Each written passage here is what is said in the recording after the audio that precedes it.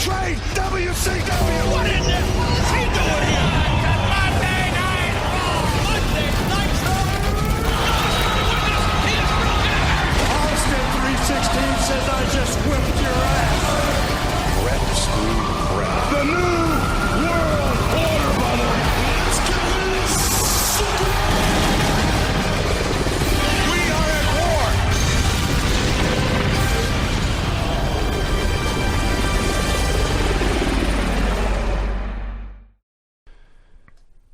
So Nitro, number 116, also December 1st, 1997. Let me give a history lesson before we start this. So, on this day that they taped this show, the idea was that at Starrcade, Eric Bischoff was going to win control of Nitro. And Eric Bischoff was going to rename it NWO Monday Nitro. And WCW was going to move to Thursday nights, a brand new 2-hour Thursday night show. So when you hear how everybody was reacting to everything, it's kind of funny, as we'll get into. And of course, that's not what happened. They ended up keeping Nitro on Monday, and they gave us Thunder. The venom in your voice as you say that word. Sickening. So in my week off, I missed another Sting fell from the rafters. Oh, wait, it's just a dummy segment. Mm-hmm. Really? They had to do this twice? And they waffled him in the head with a bat. Yeah. So they said Larry Zbyszko had lured Eric Bischoff into accepting a one-on-one match at Starrcade. But then, Gene brings Bischoff out for a promo. Bischoff says, no. I have no contract to wrestle Larry Zbyszko. I offered to fight him last week, and it never happened, so that offer's done. The only way, he said, he would wrestle Zbyszko is if WCW is willing to put Nitro on the line, but he knew Larry didn't have the power to make that happen. Gene repeated this to make sure the fans at home understood, and it was done. He didn't stretch it out over 20 minutes for no reason. Larry went off on a rant about how they had made a verbal agreement on national television. Juventud Guerrero versus Rey Mysterio Jr. This had to be the worst Ray Hoovy match of all time. Am I the only one? I was watching the first few minutes because Hoovy is one of those guys who is not as good as I remember. Because I only remember the cool stuff he did and not the great amount of stuff he fucked up. The other 80%? Yes. So I'm watching this like 3 minutes just waiting for Hoovy to fuck something up to an epic degree. Right. And it's going along fine. And then Ray fucks up. Right. Ray does the thing where you're running the ropes and your head slips under the rope and you come up with your throat onto the rope and you nearly die. I don't know if this was the one or if he did it again, but now you know why he always hit the middle rope. Yes. Because he short. was trying to hit the top rope here, but he was too short. And so he missed and he snapped his head and he ended up selling his knee, but I don't think he actually hurt his knee. I think he snapped his neck and he needed time to recover. Yes. And so Hoovy decided, I'm going to put you in some wacky leg holds. Yes. And they were wacky. It's a good thing he didn't work the neck. You don't want to work the neck. Exactly. Yeah, Ray did this because he was short. I did this once because I was just that clumsy. Dude, I did this in our first match. Yes, you did. Yeah. I suspect pretty much everyone who's wrestled more than a couple dozen matches has done it. Sucks. No, not this. I hit the middle rope. I see. Like a mini. No, I meant your head slides under the top rope and you come back and... How the fuck did you do that? Yeah, You're how did 9 you do feet that? tall. I was that clumsy. I never did that. I did that. I had more matches than you, I'm pretty sure. Probably. I honestly think Worse. it would take a great deal More. of coordination for you to be able to pull that off. I don't know what to tell you. Did you trip? Possibly. Huh. I just can't even imagine I have this. forgotten the how. I just remember the what. Were you running on your knees by any chance? No, I was definitely not doing that. Trying to figure out the physics involved with this. I picture Vinny doing the Eddie Guerrero spot where he's running across the ring on his knees. And it's bouncing. but then he slips and necks himself on the ropes. That makes more sense. Yeah. So anyway, Eddie was on commentary here, by the way. And he was great because while he's pointing out all the cool shit they are doing, he is also pointing out how he would have countered it. I thought it was awesome. Yeah, he was Frank Mir. I guess, yeah. So Hoovy hits the Michinoku driver for a near fall, and Ray comes back and wins with a very scary West Coast pop. I thought it was a very good match. I thought it was a match. I thought it was really good, actually, Brian. I guess I'm the guy, as usual. Wrath versus humorous. Anyone want to tell me this was good? This was not good. It's not good. This guy ran the WWE Performance Center for years. Yes. Right. So Raven and his crew showed up at ringside during the entrances. It only went like 3 minutes, but it was still crappy. By the way, this is the second week in a row that Lodi's been out there, and they haven't identified the man. They don't, Like know they his, couldn't figure out what to call him. they don't know his name. They acknowledged him. Yeah. They said, there's that guy again with the signs. They probably thought he looks like Billy Idol. Let's call him Billy. Ah, fuck, we got a Billy Kidman. What the hell could we call him? I don't know. Just throw him out there. Who gives a shit? That sounds like a very WCW conversation. I'm sure that's exactly how it went. So Vandenberg distracts Hugh. Hugh, while being distracted, is constantly looking back over his shoulder for the kick he knows is coming. The kick finally comes. It looks like hell. It did set up Wrath doing a flip dive off the apron, which tells you how strong Hugh Morris was that Wrath trusted this guy to catch him. It's true. And then Mortis put a chain in his boot. Vandenberg takes the ref. There's a lot of shit that happened. In that 3 led minutes. to nothing. Yes. Hugh Morris just moonsaulted him. Yes. I only bring this up because, well, A, it's my job, but, Vandenberg has the ref, and Mortis is on the apron with his foot on the top rope pointing to his chain on his toes. And Wrath and Hugh are like doing a collar and elbow. And Wrath looks over at Mortis, and he looks the other way to see that Vandenberg has the ref, and he looks back at Mortis, and all he can do is nod, but it should have been a wink and a thumbs up. I like the idea that when he put his foot on the top rope, that wasn't enough. No. He also had to point. Yeah. My foot. There it It's is. right there. So Mortis throws a kick, and Hugh ducks, and Wrath goes down. And Wrath goes up top, but no, that's still not enough. Vandenberg has to climb up top with him, and Hugh knocks him down. And after all of this, Hugh just hits a moonsault and wins. This is way more shenanigans than were needed for a 3-minute match. Think about this. There was a horrible match involving Wrath, which was immediately followed by a commercial for Saturday Night telling you that if you tuned in on Saturday, you could see Glacier versus Ernest Miller. What? Yeah. Aren't they buddies? Apparently they're wrestling on Saturday night. Interesting. Bischoff and Hulk Hogan came out for a promo. Hogan called people numbskulls. He did. I will say this, by the way. If you're watching this show with headphones, the Voodoo Child knockoff sounds much cooler. Then Jimi Hendrix? Well, no. Okay. But cooler than it sounds without the headphones. Vinny, I was ready to hit you. I know. I would have deserved it. Anyway, the point was they're selling Sting masks and they want you to buy them. So they had everyone in the crowd with Sting masks on, and they zoomed in on everyone who had them. It was about 1/3 of the people, at least on the hard camera side. And Hogan says, all you people are in denial. You don't realize Sting's a coward. He threatens to fight the entire audience. He leaves the ring to confront a granny. Yeah. And He did. yes. Not the granny, No, not our granny. but a granny. A granny. And I'm 98% sure this was a plant, but I don't care. But she was there the year before when they were in Knoxville. She was always there Right. in the front row. Yeah. I don't think she was a plant, but I mean, obviously she was part of the show. Oh, yes. So the stare down between this granny and Hulk Hogan, and then she began to throw punches at him, and then she started, I don't even, doing like cat motions at his face. I don't know what the hell is going on. But Hogan is perplexed. Doug Dillinger is there, I guess, to protect Hulk in case anything goes wrong. Bischoff leaves the ring to tell Hulk, I don't know what she's doing, but do not touch this grandmother. And then they just go to the break. I was laughing my ass off. I loved every moment of this. It was old school, campy heel stuff, and it was great. Yuji Nagata versus Prince Iaukea. In a match, I was going to tell you, Vince, last week he had come back, Prince Iaukea, that is. Yeah, thank God. And they were saying that he had been on a 5-week tour of New Japan. Yeah. And I made a crack that maybe New Japan was very desperate. Dude, New Japan is using Billy Gunn. That's true. Today. yes. But as I watched this match, He was good. Prince Iaukea improved when he was on a tour of New Japan. Yes. He Shocking. had a very, very good match with Yuji Nagata. As soon as this match was announced, I wrote, is this necessary? Then I watched this match. Yes, this match was necessary. I needed to see this. They had a very, very good wrestling match.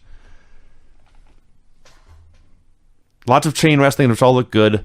Prince makes his comeback with chops and kicks, but Yuji cuts him off with a belly-to-belly. And they go fight up top, and Prince knocks him down, hits a big body press for the win. A professional wrestling match this was. That was very good. Faces of Fear versus Harlem Heat. Oh, man, I loved it. Let me tell you what happened in this match. First off, Jimmy Hart's there, Jackie's there, Ming and Barbarian are there, Harlem Heat are there, bodies everywhere. Jackie at one point goes after Jimmy Hart, which gets the biggest pop of the whole match. So she's beating on Jimmy outside. Booker's running wild in the ring, and he makes a cover on Barbarian, and Ming breaks it up. So Ming is a barbarian himself. He's a crazed savage, but he breaks us up with an old school double sledge. Keep going. I really enjoyed that double sledge. I love that double sledge. I watched it twice. I was like, that's how he broke it up. He raised his hands high over his head, and he sledged the man in the back. I think Harlem Heat won. I don't even remember. Okay. All it matters, let me get to what matters. When it's over, Ming just keeps going on a Godzilla tirade. He did this last week, too. He's doing the Tongan death grip. One of Harlem Heat gets a wooden chair, and he literally Tongan death grips through the chair to the man's neck. He takes him down to the mat. He's just running roughshod. And then he looks outside, and he sees that Jackie is beating up Jimmy Hart. And Ming gets out of the ring, and he goes to get her. Like he's going to eat her. And she just runs for her life. I loved it. I remember the time people hated the Ming push. They hated it.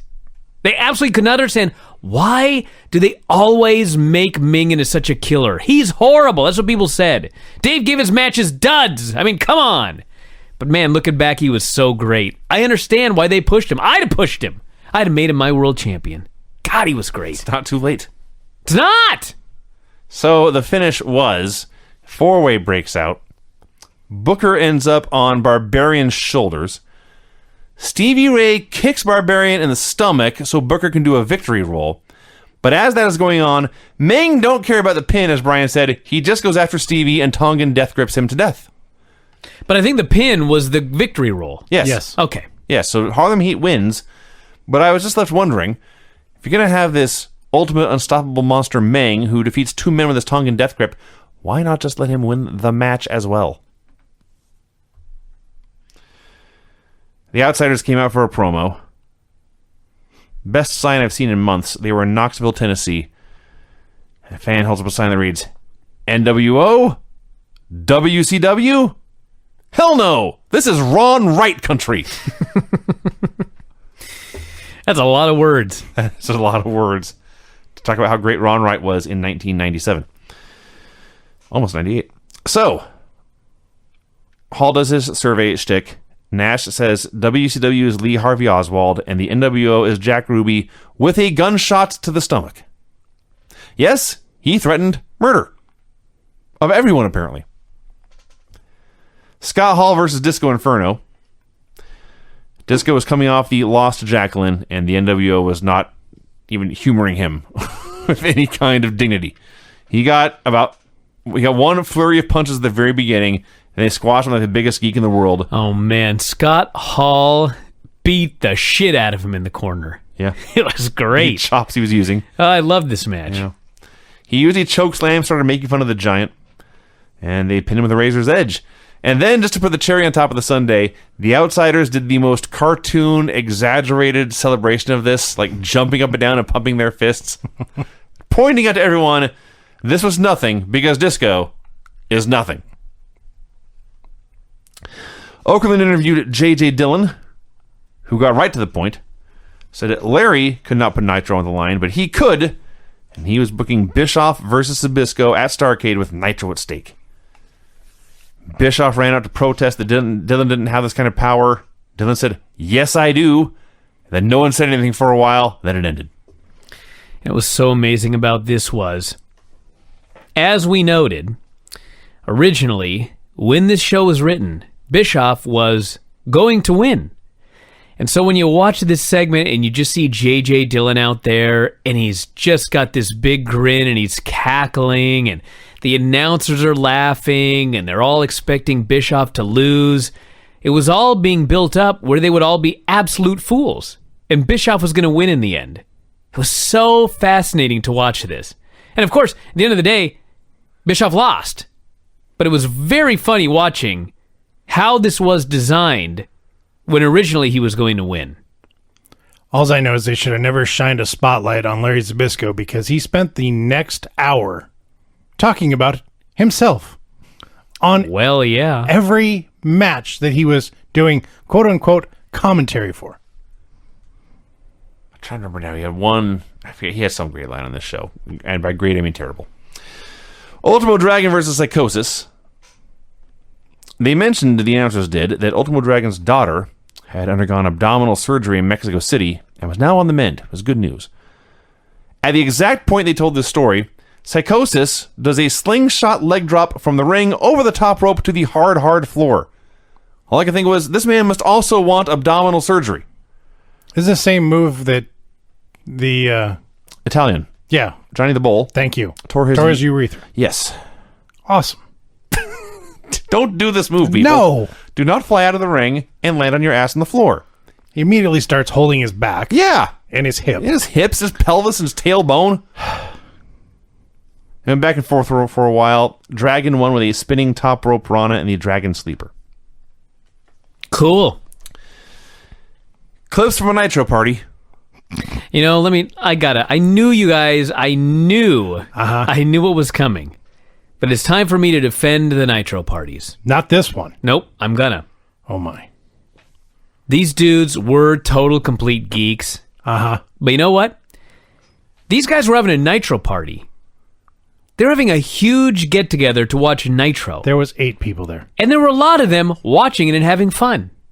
So I was totally fine with putting this on television.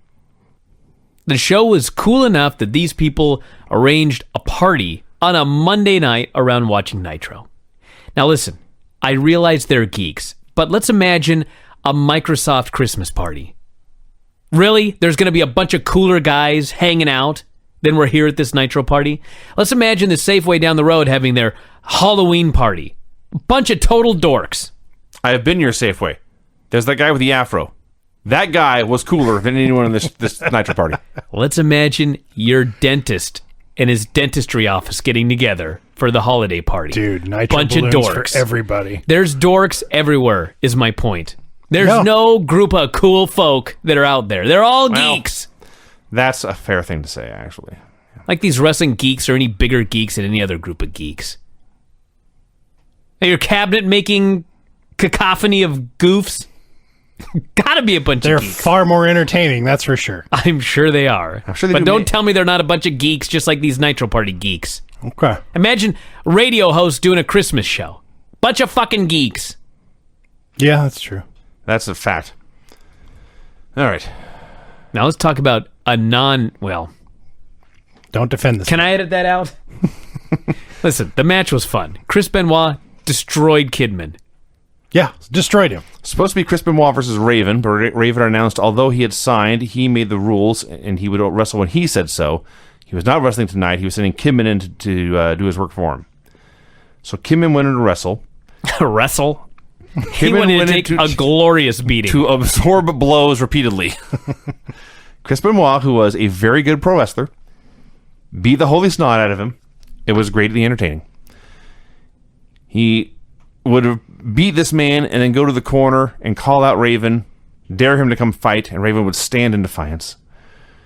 And eventually, Kidman was able to... they were brawling on the floor, and Kidman yanked Benoit into a lariat from Saturn. He followed with a shooting star press from the apron to the floor, in 1997, mind you. And I figured, okay, he's going to put him in a hold. Benoit will make his comeback and do the finish. Considering their respective places on the WCW totem pole, Benoit gave him a ton. Kidman got a lot of offense here. Finally, Benoit makes his comeback, gets the crossface, and the flock attacks for the DQ. Oh, yeah, no, he did get the submission one first. Then the flock attacks. Benoit attacked them all, fought all of them off until the giant hammer hit the ring. And Hammer and Benoit had a stare down, but that was just a setup. The giant hammer. Edit that out. Oh, no. Well, the large man who referred to himself as Hammer hit the ring. Had a stare down with Benoit. It was a setup for Raven to attack Benoit. Giant hammer. DDT. Had a stare down with Benoit. He's pierced, too. He has a giant pierced hammer. That's right. That's true. You're right, Craig. Yeah. Glad you noticed. Well, make it kind of obvious. Let's just cut to the chase. Please do. Is there anybody that can more believably beat up 5 men than Chris Benoit? No. It was amazing. Maybe Brock. And I interpreted Raven's look outside as a man who just thought, what the hell did I just get into here? That's possible. He's going to chop me really hard. I've made a huge mistake. I need more flunkies. I also noted that Raven is Jeff Jarrett. Yeah. How so? It really is. It's the same storyline. He wrestles He's who much he more wants, entertaining than who just Jarrett. he wants. He is more entertaining. I will give him that. All right. The hell were we? Lex Luger versus Buff Bagwell. This was a good match. Buff Bagwell was very good until he broke his neck.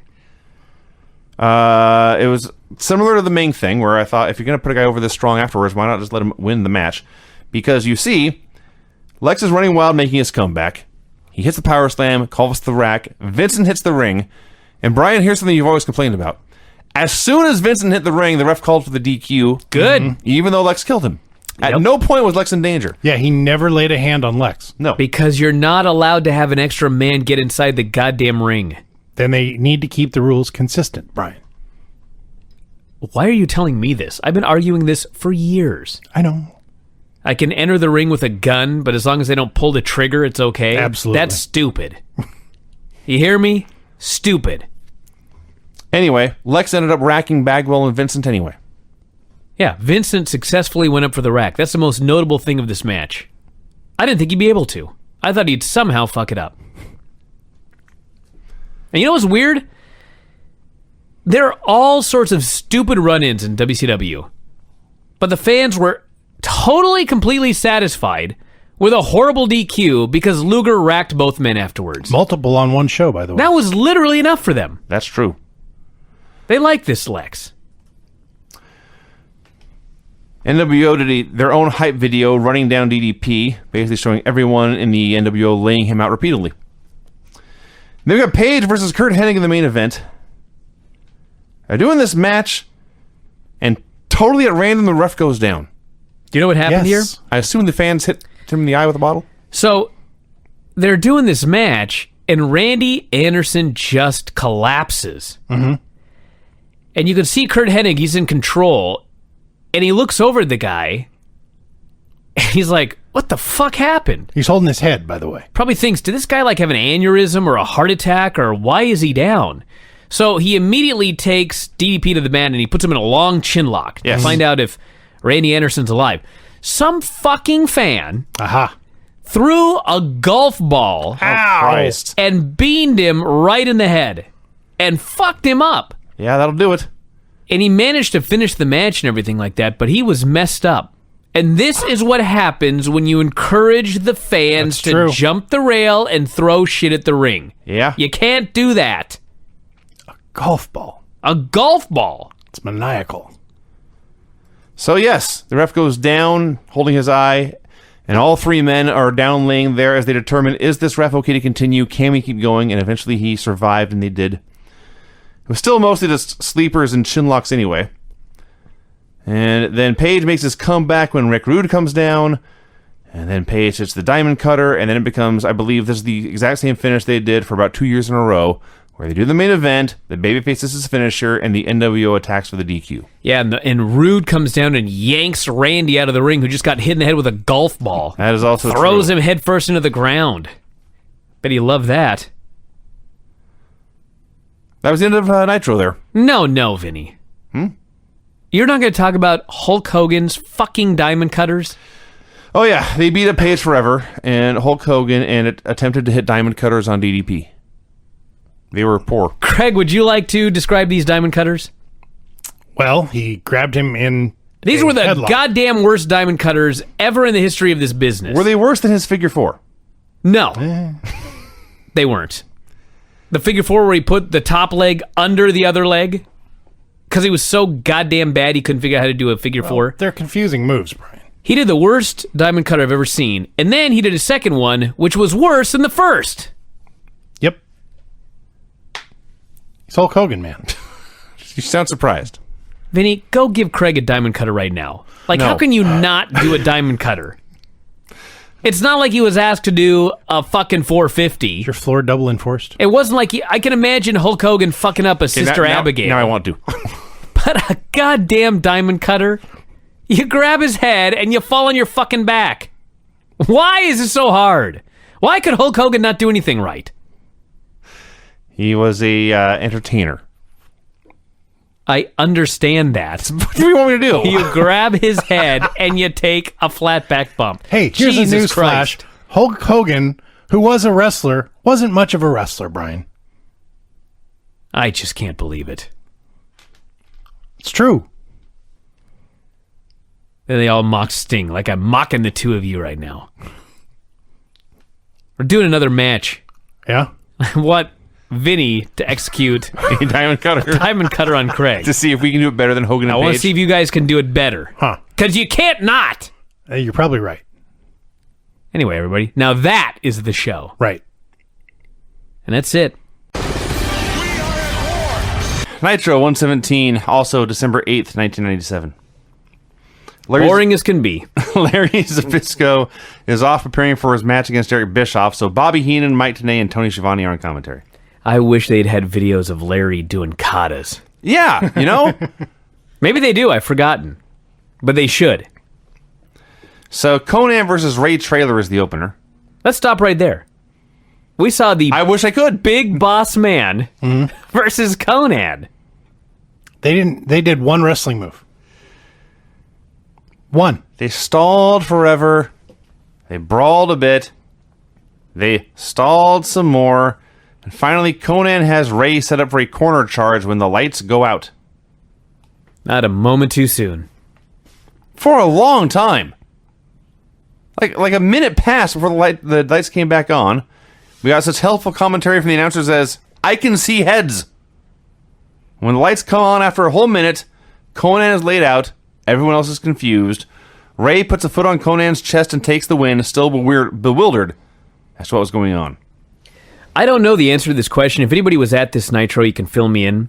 I wonder if they really bothered to actually send Sting down to beat Conan up and then run away again.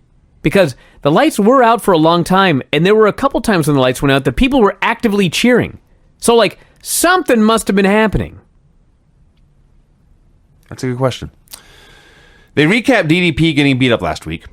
Brian, you chastised me for glossing over how terrible Hulk Hogan's diamond cutters were. Mm-hmm. So I paid close attention to this. They were very bad. Don't get me wrong. But not nearly as bad as what happened right before when, twice now, he grabbed Page for a cutter and like stood there and looked around and said something and stood there. I envisioned, you know those old, they used to have like dance lessons where you put feet down on the floor, 1, 2, 3, 4. Right? Yes. Hogan was looking for the feet and they weren't there, so he didn't know what to do. Eventually he hit a pair of terrible cutters and that was that. Yeah. All right, here we go. Barbarian versus Mongo. I'm going to say it again. It's just fun to say. Barbarian versus Mongo. Uh-huh. You know what I wrote down was Steve McMichael versus Mongo, which it may as well have been. May well have been. There's a granny in a Christmas sweater who is very happy to see the ball bearing. Let's talk about the very first spot in this match. Steve McMichael puts him in a headlock, and he stands there. And he stands there, and he stands there, and he stands there, and he stands there, and he's clearly communicating with the Barbarian. And they stand there, and they stand there, and they stand there, and they're communicating, and they stand there, and finally they start moving to the ropes for their big spot. And the spot is duck the clothesline Yeah. and tackle me. I'm glad you brought this up. That was the whole spot. Yeah. Now, much like a car that needs a good front end alignment, Mongo cannot run in a straight line. Yes. He pulls to This the is right. what I noticed. He pulls to the right. He ducks the clothesline, but then somehow, by the time he hits the rope, is directly behind the Barbarian. If you drew a circle around the ring, that is the path Mongo took to run around. To run the Barbarian here. They're brawling on the floor, and Mongo is doing a terribly clumsy Ric Flair impression, flopping all over the place. They get in the ring. Here's the finish. They're wailing on each other, and Mongo grabs him and tombstones him and pins him. Mm-hmm. Well, there was one move prior to that where the Barbarian takes him towards the ropes. If you haven't watched this, I don't know why you would listen to the review and then watch it, but if you're one of those people, or if you want to go back, Please watch the Barbarian's Irish Whip. Yeah. It's the weakest, lamest Irish Whip you've ever seen in your whole life. He, slowly pushes the guy to the ropes, and then he just kind of lets go of the guy. And Mongo just starts running, and Barbarian pats him on the back, and Mongo goes away, and Barbarian just slowly lowers his head. Mongo kicks him, and then tombstones him. Yeah. That's the match. That is the lightest Irish whip I've ever seen. You know what's funny? Dave buried all of the Ming and Barbarian matches. And let's be fair. This match was atrocious. Sure. It was goddamn horrible. They hit each other really hard. But I loved it! Yes. So, Jimmy Hart jumps in the apron. He's waving for Ming to come out. Mongo grabs him, and they wait, and they wait, and they wait. Finally, Mongo knocks him down, and Ming is there to catch Jimmy Hart. And Ming hits the ring, and Ming and Mongo have the greatest brawl I ever saw. They went face to face and just pawed at each other like angry bears. And keep in mind, Mongo, at one time in his life, was an angry bear. Please tell me you've seen the video of the man kangaroo. Okay. Yeah. That's basically what this was. Except if it would keep going. The kangaroo had better technique. This was two men impersonating windmills. Yeah. Thrown at each other. Just pawing each other. It was awesome. Finally, Ming puts him away with a Tongan death grip. That was better than the match. Gene Okerlund interviewed at Disco Inferno. I was taken aback. It appeared that Disco was taken aback because he came out still putting his shirt on and looking completely flummoxed. You know what's weird about this? How long have we been watching Disco Inferno? About a year and a half now. A year? Let's just say it's a year. About 2 years. For the vast majority, 90% of the time we've been watching Disco Inferno, he's been a totally serious wrestler. He has. Okay. Am I wrong, Vinny? How many times have we watched and just been befuddled that Disco's just having a wrestling match with this guy? I guess... Am I the only one? He came out here and cut a very serious promo. Dean Malenko. Well, he's not Dean Malenko, but everybody remembers him as all he did was dance and do stupid stuff. And that's not what Disco was. It's a lot of what Disco was. No, he's just doing matches. Week after week after week, he's doing matches. And he did a match here tonight, a serious match. He cut a serious promo here. He wasn't very good in either scenario. But he was trying. So Gene explains to Disco, you lost to Jacqueline at the pay-per-view. You are terribly embarrassed. Everyone is making fun of you. And then he closes with, and this is a quote, "Right now, your life is not a pleasant one." And he holds the microphone out to his face like a dick. How's that any worse than interview people in WWE? They don't directly insult him. Yeah, they do. Do they? Yeah. All right. I think, fine, whatever. Disco was appalled at this question, said the whole thing was a joke, and if anyone wanted to make a joke about him, he dared them to say it to his face. And he backed it up. After the break, Buff Bagwell comes out, ambushes Gene, and demands an interview. He runs down Lex Luger for a while, says Lex hadn't shown him anything last week, says, I have been held back by WCW for 6 years. I am stepping up to the plate. I'm calling out Lex Luger to fight me tonight. And there's no way I can lose, because I'm buff, and I'm in Buffalo. That was awesome. And then he starts going to the back, and Gene quietly says, I believe his underpants are too tight. Prince Iaukea versus Dean Malenko. Eddie Guerrero has joined the announce desk again. There was not much to the match. They did some stuff. Malenko hit a double arm backbreaker and a cloverleaf for the submission win. I was impressed with Ikea here. He's looked good the last couple of weeks, and came back from New Japan. They did a spot where IKS did a springboard off the ropes, and he was going to do a crossbody, but Dean ducked down, and the Prince had perfect timing and fell behind him and rolled him up. It was very cool. It showed... I yawned reviewing it. Less watching it. Okay.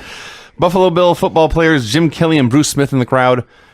Oh, Bruce. Bruce Smith didn't even get a graphic. Jim Kelly got a graphic. Mongo got a graphic. Kevin Green got a graphic. Bruce is better than any of them. He's not better than Reggie White. Reggie White is a better player, but he's the best football player they've had on this show, and they almost ignored him. Kevin Nash did a video running down the Giant, saying he was the true Giant of wrestling. Giant might be bigger, but Nash is better.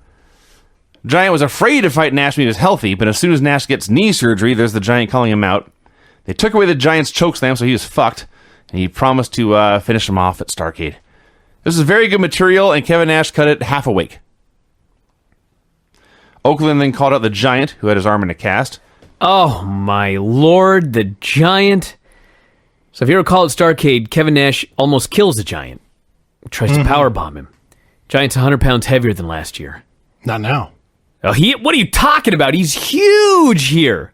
No, I'm saying not now, the present day. No, he he's looks really down to good. 398. But this guy came out here, and he was so... If you would have told me he was 8 feet tall and 500 pounds, I would have believed you. Yes. He was enormous.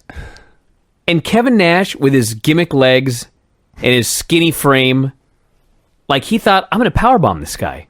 What the fuck was he thinking? What the fuck was Giant thinking? I don't know. Yeah, Giant standing next to Gene, they could not possibly have been the same species. Or there's a Photoshop or something.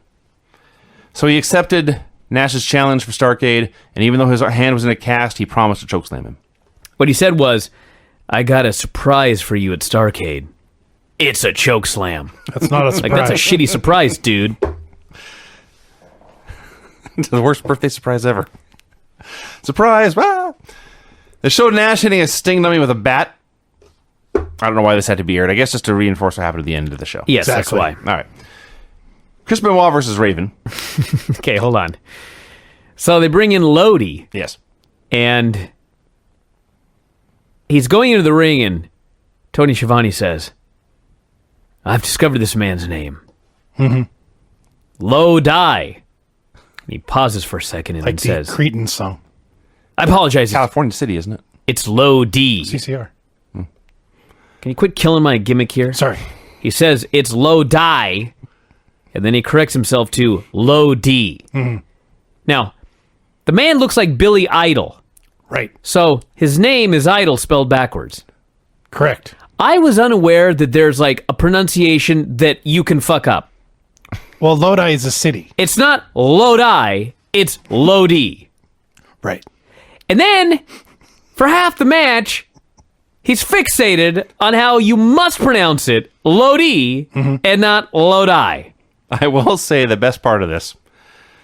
There's somewhere in here where Bobby Heenan calls him Lodi, and Tony says, no, Lodi. And Heenan's response is, 1,000 pardons. Because it's so stupid. Bobby Heenan was the best. It's just amazing sometimes. I look at companies like WCW, and they fuck every single thing up, but then there's something that you're not allowed to fuck up. Do not call this man Lodi. You must call him Lodi. Then Benoit obliterated him. So listen, I know it's not fun to say nice things about Chris Benoit, but he was very good at his job, and this is one of the best squash matches I ever saw. Yeah. Oh man, just wait.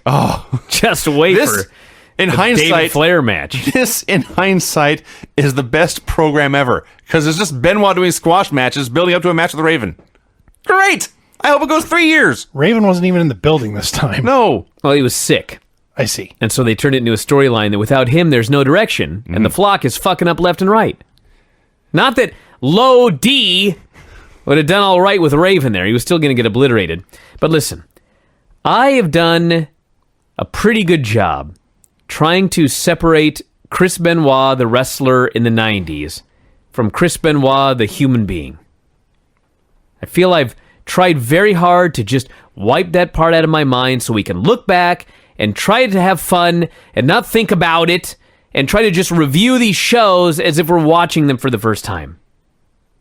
But then this guy cuts this goddamn promo afterwards. Yeah.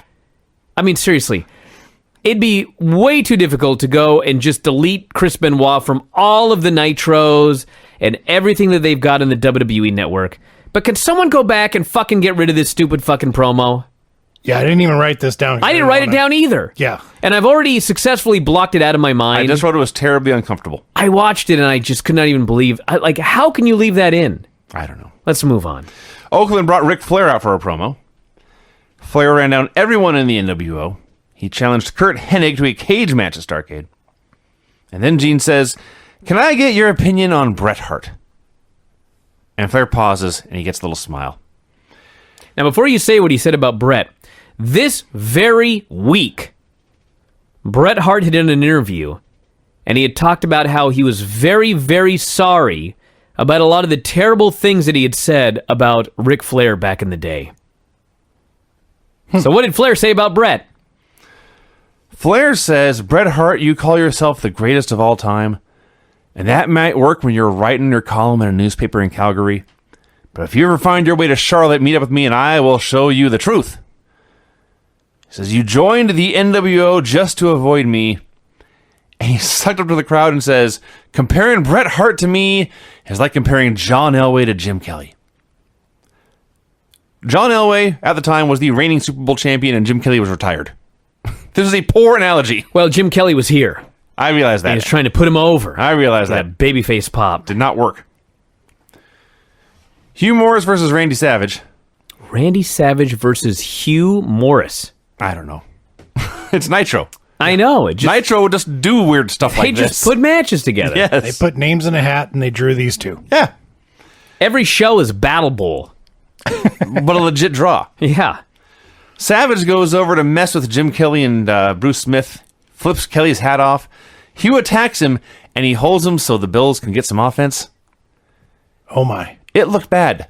You know, it was very bad. I don't know if this is what actually happened, but I kind of think that this wasn't supposed to happen. That's kind of what I was thinking. And that Hugh Morris just grabbed the guy and held him there, and they went into business for themselves. Sure. Because there's no way that they could have planned this, seen them throw those forearms, and said, "You know what, let's do this on national television." Those are the fakest forearms I've ever seen. Oh my God, nothing comes close. Fans hitting their buddies on TV looks way more real than this. Yeah. Which is funny, because most football players are nuts anyway. So let's just lay in you. Yeah, but they probably took one look at Randy Savage and thought, "Don't touch this guy." That's a solid point. That guy's not right. This guy's going to snap. This guy ain't right. That's a solid point. Because you know they probably met him before the show. Oh, yeah. And Randy Savage was Randy Savage. crazed. Yes. He didn't come off as a calm fella out of character. No. He was always... If you've ever seen Randy 110. Savage, quote-unquote, out of character, he's still nuts. So this was every Randy Savage match ever. He sold forever. Hugh missed an elbow. Savage did a knee and a slam and his elbow and won.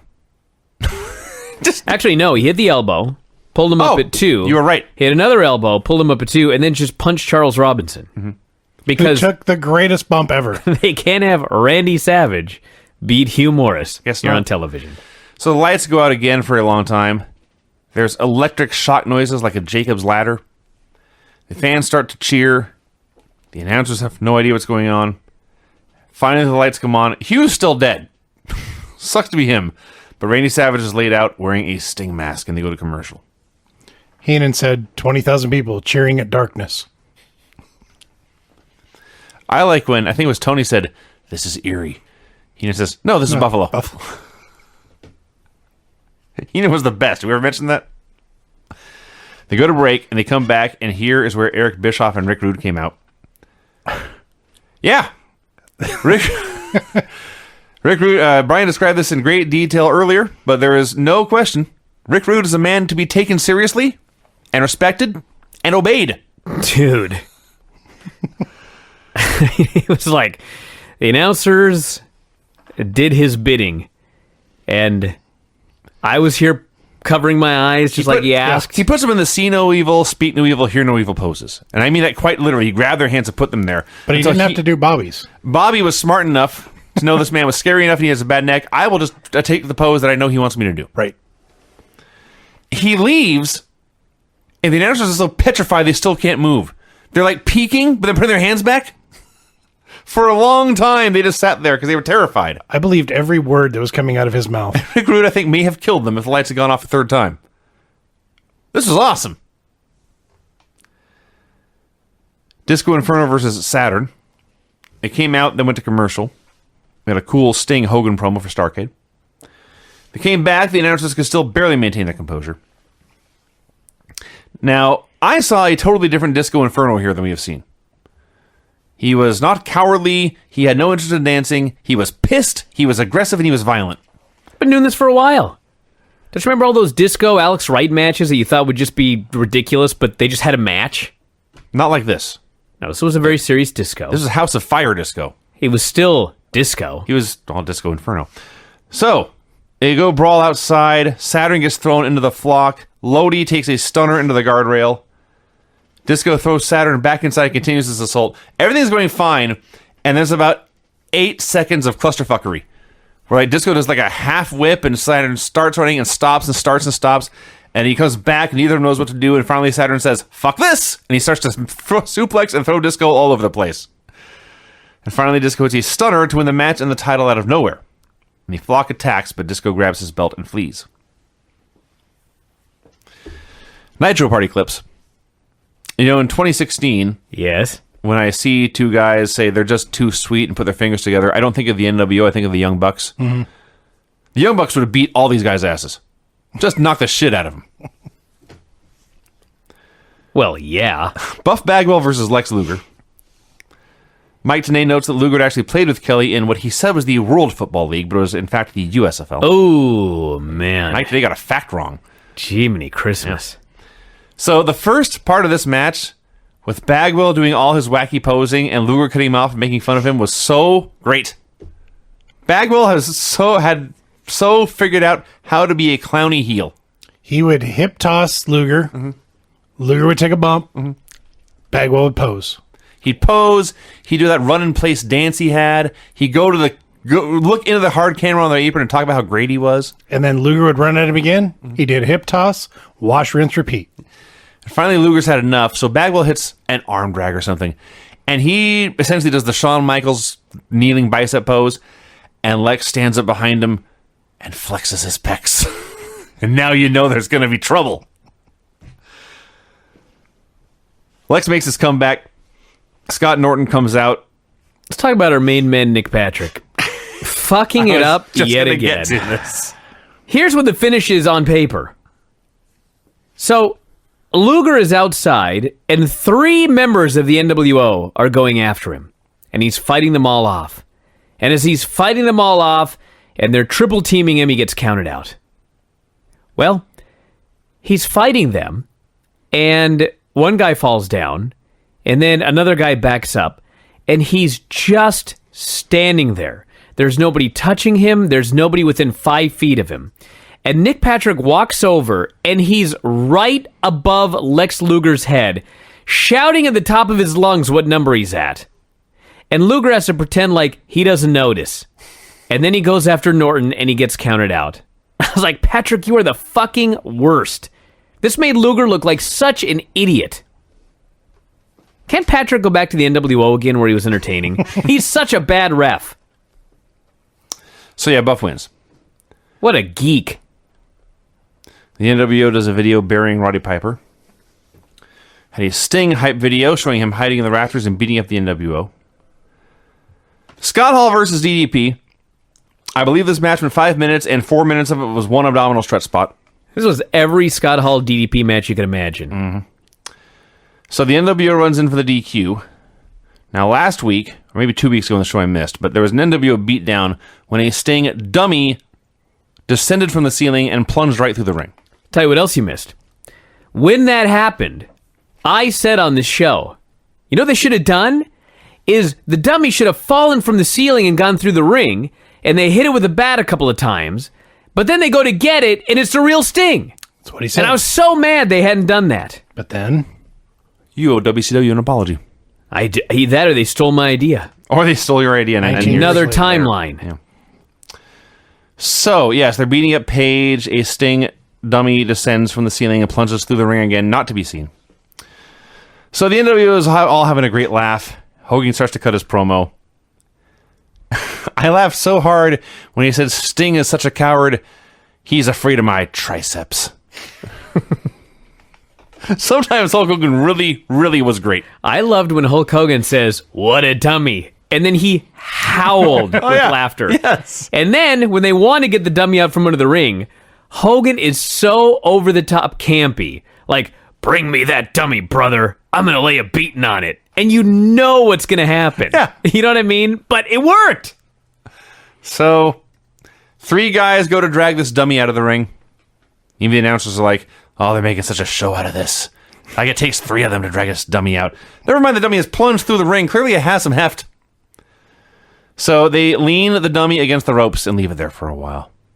Hogan starts to leave and says, "You know what? I'm going to beat up this Sting dummy." And he goes over and he yanks off the Sting mask, and it's the real Sting now. And Sting makes his big comeback. He's laying guys out left and right. He's reverse DDTing everyone. Hogan is standing in the ring petrified, and that is how the show ends. Remember when J.J. Dillon couldn't figure out what Sting wanted? Yes. This is the stuff that I love about wrestling. You gotta hand it to Hulk Hogan. Like, he was a star for so long because of stuff like this. He was a cartoon character. When he was a babyface, he was an over-the-top hero who also eye-raked and back-raked and cheated a lot. But that's another story entirely. And when he was a heel, he was just so great. I absolutely love that line when he was like, "Get that dummy out of here." It was just awesome. And then he got it. But they have not touched yet. Mm-hmm. No. Well, I think Hogan beat him up a couple of weeks ago, but the big brawl's coming. Yeah. All right, Nitro then. This show may still be going on as we're talking here. Number 118, also December 15th, 1997. By the way, Larry Zbyszko is back. Last week he wasn't there because he was training for his big match. Yeah. Now it's a week sooner, and he's there. Yes.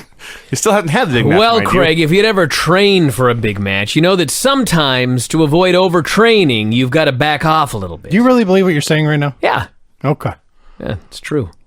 Dude, you know how many times Dave has told the story about how before Frank Shamrock had his match with Tito Ortiz, one day, like a week and a half before, they went to the beach for 3 days, and Dave couldn't figure out why. And Frank told him, "I was close to overtraining. I got to back off for a few days." They went to the beach. But Larry came to work. Larry here is Frank Shamrock. Wow. I'll get to that later. Okay. I got more. I can't wait. The announcers ran down the show for several minutes, and the NWO came out for a promo. The whole NWO. 85 minutes. Well, minus Kevin Masa Nash. Chono was there. He identified Masahiro Chono, said, "Masahiro Chono, why don't you cut a promo in Japanese?" And he cut a promo in Japanese. And they say, "Way to go, Masahiro Chono." This was clearly a 3-hour show. Kurt Hennig cuts a promo on Ric Flair. 3 hours. What should we do? Let's have Chono speak. Just because they're in He short. doesn't speak English. I don't care. Yeah. Talk anyway. He vowed to retire Flair at Starrcade. Hogan ran down Sting for a while, dared him to come fight tonight, and that was that. This accomplished nothing. Oh, yeah. You know what's weird about it, too? Is Hogan's promo challenging Sting was such an absolutely nothing promo. Yes. And they still did, like, their most buys ever. They had to kill time. So Hogan cut a promo at the end, and it was nothing. No, we'll talk about killing time here in a little while. Okay.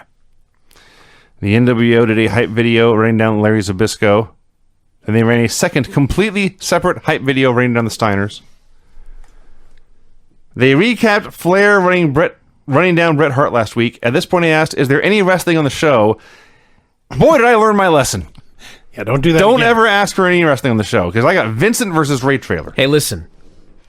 Whatever I said about Hawk, I apologize. He was better than Vincent. And see, the thing was, I watched Nitro first this week. I normally watch Nitro second, but because it's 3 hours, I got to watch it first now. So I had not watched Hawk yet. But had I watched Hawk first, boy, oh boy, Vincent is the worst wrestler. Like, It's got to be the worst wrestler ever. By He's leaps way and up there. bounds. Not only was he horrible, but like he couldn't even go up for anything. No. Let me tell you why I'm sure he's the worst wrestler of all time. He did a jumping axe handle, a double sledge. That's right. Let me explain this, everybody. You jump in the air with your hands clasped together. You strike a man. That's it. Am I Right. missing anything? No, you have All right. gotten all details. This fucking guy, there's a point to jumping. You jump so that when you land, there's a... And that's the moment where your hands hit the guy's back. Correct. This motherfucker jumps in the air, and on the way down, he hits Ray Traylor before his feet make contact.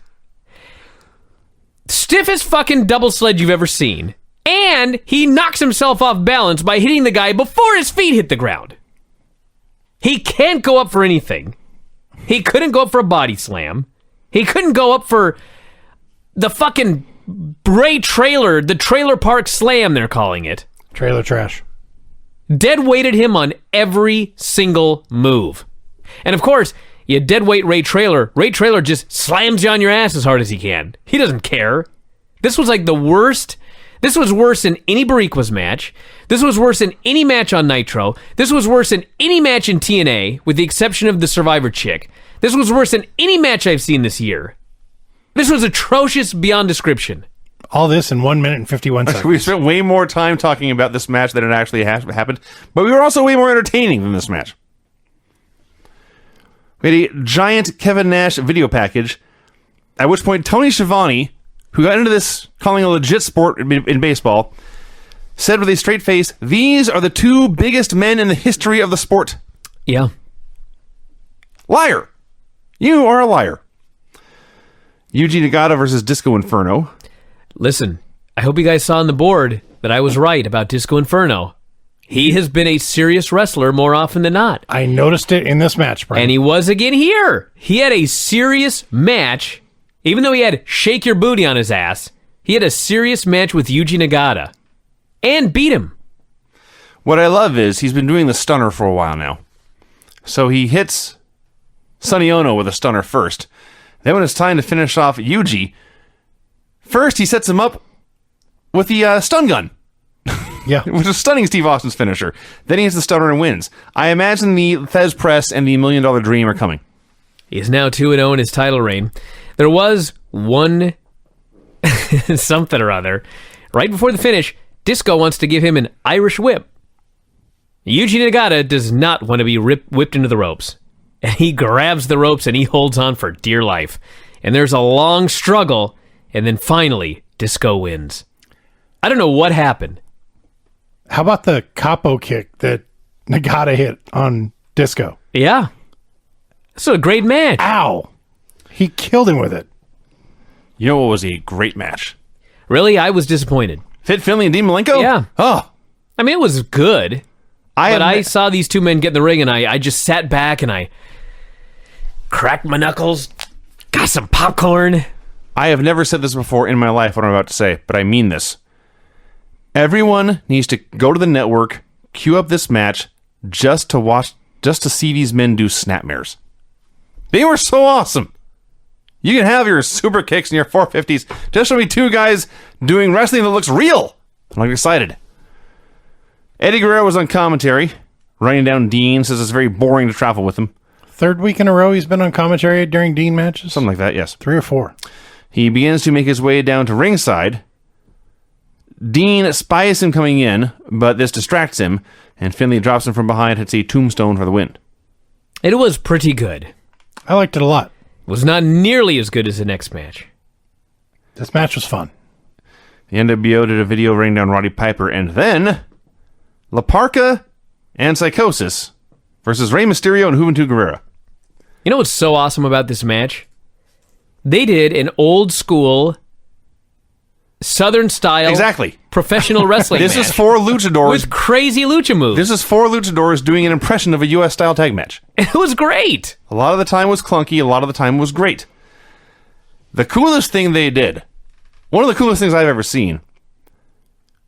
Juventude's finisher is the Hoovy driver. It's a Michinoku driver. Psychosis says, I'm going to one-up this fucker. I'm going to hit him with his own move, and we're going to do it from the top rope. So he takes him up there. He's standing on the top rope with Hoovy in body slam position. And he jumps, and in midair, Hoovy rotates both of them so they land with Hoovy hitting the Michinoku driver. That was so awesome. Psychosis is a huge man compared to Hoovy. Yes. And 10 seconds later, he was on his feet on offense again. It's true. Well, that things annoyed happen. me.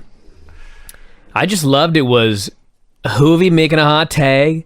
Ray makes an old school babyface comeback. The heels are bumbling idiots. They Yes. run into each other. Big babyface dives to the outside. And finally, Ray does a springboard Hurricane Rana on Parka outside, which was crazy. Mm-hmm. Yeah. And Hoovy hits a 450 in the ring on Psychosis for the pin.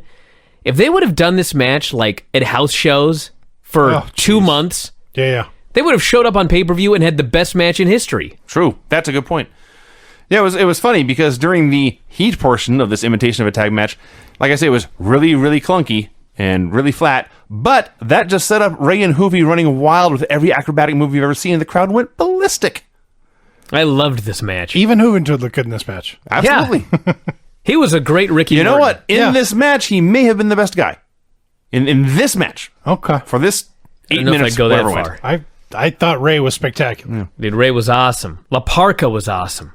I was so mad La Parka was being La Parka and they kept missing it on camera. Yeah. You could just hear him being La Parka in the background. Gene Okerlund is in the ring with Doug Dillinger and some police dignitaries.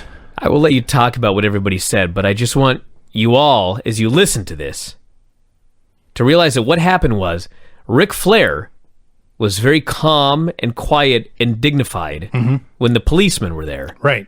And as soon as they left, he went nuts. All bets were off. That is a fact. That's a fact. So Flair and Arn are out there, and it's in Charlotte. And Flair, I don't want... You know when they say be yourself with the volume turned up to 11? I don't want to see he had the volume turned down, but it was like a 8.5. He was still very loud and charismatic, but he was also sane. The authorities were there. He didn't want to get in trouble. So the thing of all this was, the city of Charlotte had erected a tribute to slain police officers, and on behalf of WCW, Flair was there to present them with a check for $15,000. So this is all very nice. And they said, thank you, we're all honored to have you here in Charlotte. And they go to leave, and Flair watches them go. Yeah. And he He's makes- like, are they far enough away He yet? makes sure they that out he's of sight? safe. And he goes just crazy Flair for a minute. And I don't even know what he said, but it was awesome. I know what he said. He vowed that the NWO would not beat him up in Charlotte tonight. And I thought, you damn fool. Yeah. Okerlund interviewed J.J. Dillon. This was so dumb. Yeah. This should have been on Raw. Bischoff immediately interrupted. Says, I never claimed to be a wrestler. But Larry Zbyszko, not only is he a wrestler, he's a former world champion. He outweighs me by 60 pounds. I can't wrestle this man. I will only go into this fight if punches, kicks, and knockouts count. Yeah. Like in a regular match. Like in every other match that has ever been held in the history of WCW Monday Nitro. Well, I will say, to be fair, you're not supposed to punch people in a wrestling match. I'll give you that. But kicks and knockouts? Yeah, I've seen punches in every match I've ever seen, pretty much. I've seen kicks in pretty much every match I've ever seen. Now, I will say I've never seen a man formally win by knockout. And Larry did add he wanted to clear kicks to the head are illegal whether your opponent is grounded or not. Well, technically, UFC? I think technically when Stone Cold gives you a stunner, you're knocked out. He just makes sure to pin you first. Yes. He could just stand there and get a standing 10 count. I see. He's paid by the hour, apparently. Yeah. So anyway, JJ agreed with all these rules and Bischoff was pleased. The best part is Larry's on commentary. He's also pleased. Well- Now I can punch him. There's more. So JJ says, Eric, I know you have a martial arts background, and Larry has a wrestling background. Which at that point, I howled that they're not acknowledging Larry Zbyszko's martial Right. arts experience that he Exactly. talks about on every fucking show. So JJ says, as long as you agree that submissions are allowed in this wrestling match, I'll go along with your rules. So they all agreed, and those are the rules. It's a wrestling match where submissions, knockouts, kicks, and punches are legal. They count. Unlike everything else at Starrcade, apparently. Was this part of your killing time argument? No, but the second time these fuckers came out, I was fixing to get mad, and then Brett showed up. Scott Hall came out for a promo. He did a survey. They were in Flair country, so the people were in fact there to see WCW. Hall pretended the cheers were so loud they hurt his ears. He claimed the NWO won anyway. That was it. They went to commercial. Chris Jericho versus Scott Hall. I had forgotten how often Scott Hall used chokeslams in WCW. I know he's making fun of the Giant, but it was still awesome. Good chokeslam. He chokeslammed the hell out of Jericho, did that weird pose where he makes fun of the Giant for being tall. That's called the baby learning to walk pose. Sure. I thought he was doing the Frankenstein walk. Yeah. Well, if you think about It's all it, the same thing. Frankenstein was a baby when he learned to walk. Just a That's how babies walk. Yeah, just a they baby. put their arms out like this, and they kind of waddle back and forth like a mummy. Frankenstein was never a baby, Vince. No, but he was. He was. He was a grown baby. He was 2 days old. He was a baby composed of the parts of Frankenstein's grown men. monster, thank you. I was not going to bring that up. I was looking at it last time. I gotcha. He's right. It was Frankenstein's monster. Dork alert. Victor Frankenstein was the doctor who put the monster together. I'm just amazed I got him this time. Yeah. Usually he has to get me. It's true. Really, it was just the one time. Yeah, but it's the most recent. This is going That to was make years ago. this little interaction is going to make a great song one day. Anyway, Hall had a chokeslam and the Outsider's Edge for the win. Then I got mad. Did you? Yeah. The Nitro Party? No, Mongo. We'll get to Yeah. Mongo. There was a Nitro Party clips, and I mentioned this because all these other Nitro Parties have been so goddamn lame. Mm-hmm. This one looked like fun. They rented like a college classroom, so they had the big screen TV up front and arena seating. Everyone could sit there and cheer, and they had legit dancing girls there. This looked like a cool party. Mm-hmm. I sent that video in. NWA, you never went to college. NWA had an I anti-giant rented a room video. at Shoreline in the karate wing. All right, we got Ming versus Mongo. Brian, the floor is yours. Oh, he didn't get Ming versus Mongo. Oh. We were supposed to get Ming versus Mongo, but Goldberg Bastard. killed Mongo. And so JJ is furious, much like I was. I wanted to see Ming versus Mongo. And so then JJ says, Goldberg, you killed Mongo, therefore you must face Ming. And I was like, finally, this fucker made a good ruling. So Goldberg doesn't give a shit. He's like, I'll go kill this guy. And Goldberg starts going down to the ring. And before he can get there, Mongo is alive again, like Frankenstein's monster. And he lurches down the aisle. He attacks Goldberg. A bunch of geeks wearing WCW security jean jackets come out and break this up. Nothing says authority like denim. And we never got to see Ming versus Goldberg. Damn it. That was 2 Ming matches I really wanted to see, and I got neither of them. I'm sure it's coming down the road. Like JJ couldn't find a third geek to go face Ming. Come on. In 3 hours. Conan and Scott Norton versus the Steiners. Oh, my. Well, we knew it was coming. This is a car wreck. Scott Steiner was massive. I hope that's not what you got out shaking. of this match. No, not by the end.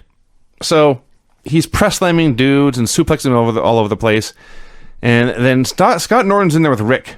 And he goes for a power slam that went as wrong as a power slam ever could.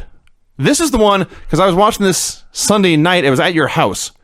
And you and Winnie are having a conversation. I'm over on the couch minding my own business. And out of nowhere, I just shrieked. That was right here when Rick Steiner died. Now, some of you are saying, Vince, Rick is alive. No, Rick's dead. It was really weird because it was almost like Rick went thinking he was going to get power slammed, and Scott Norton went in thinking, I'm going to take a crossbody. Now, why Rick Steiner would do a crossbody is anybody's guess. But basically, Scott Norton just fell on his back, and then Rick spiked himself onto his own head, trying to turn himself over for a power slam that didn't exist. And the craziest thing about it was, if this happened to anybody else in any other match, number one, they would be dead. And number two, if they weren't dead, they would go tag out. Right. Not Rick Steiner. Rick Steiner shook his head back and forth, to make sure that his head was still attached, and he just kept going. He just stayed in the ring. Have you seen the video footage of Hideo Itami getting power slammed on his head? It wasn't quite that bad, but it was pretty close. I don't know. This may have been worse. Well, Steiner is also twice Itami's size. Exactly. That's more weight to fall on your neck. Luckily, But he also a has no stronger neck. So he died here. His corpse no-sold everything. And his zombie began to run around the ring, hitting dives of all things. And eventually, Norton killed him again with a shoulder breaker. There was a four-way, and then after all this, Vincent just interferes for the DQ. Because God forbid that Scott Norton and Conan lose a match. Here's what I couldn't figure out. Vincent runs in for the DQ, and Ray Traylor makes the save. Yeah. Well, he beat him earlier. Shouldn't have been the other way around? Like, you do this match, and then later in the show, you do Ray Traylor versus Vincent? Absolutely. Did they, put the thing together and just go, no. Ray Traylor and Vincent should be the opener. That's a hot match. I assume it's all going to be a six-man.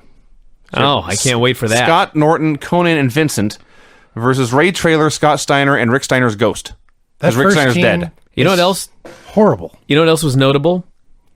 When Scott Norton killed Rick Steiner, neither Steiner went to get a receipt on Scott Norton.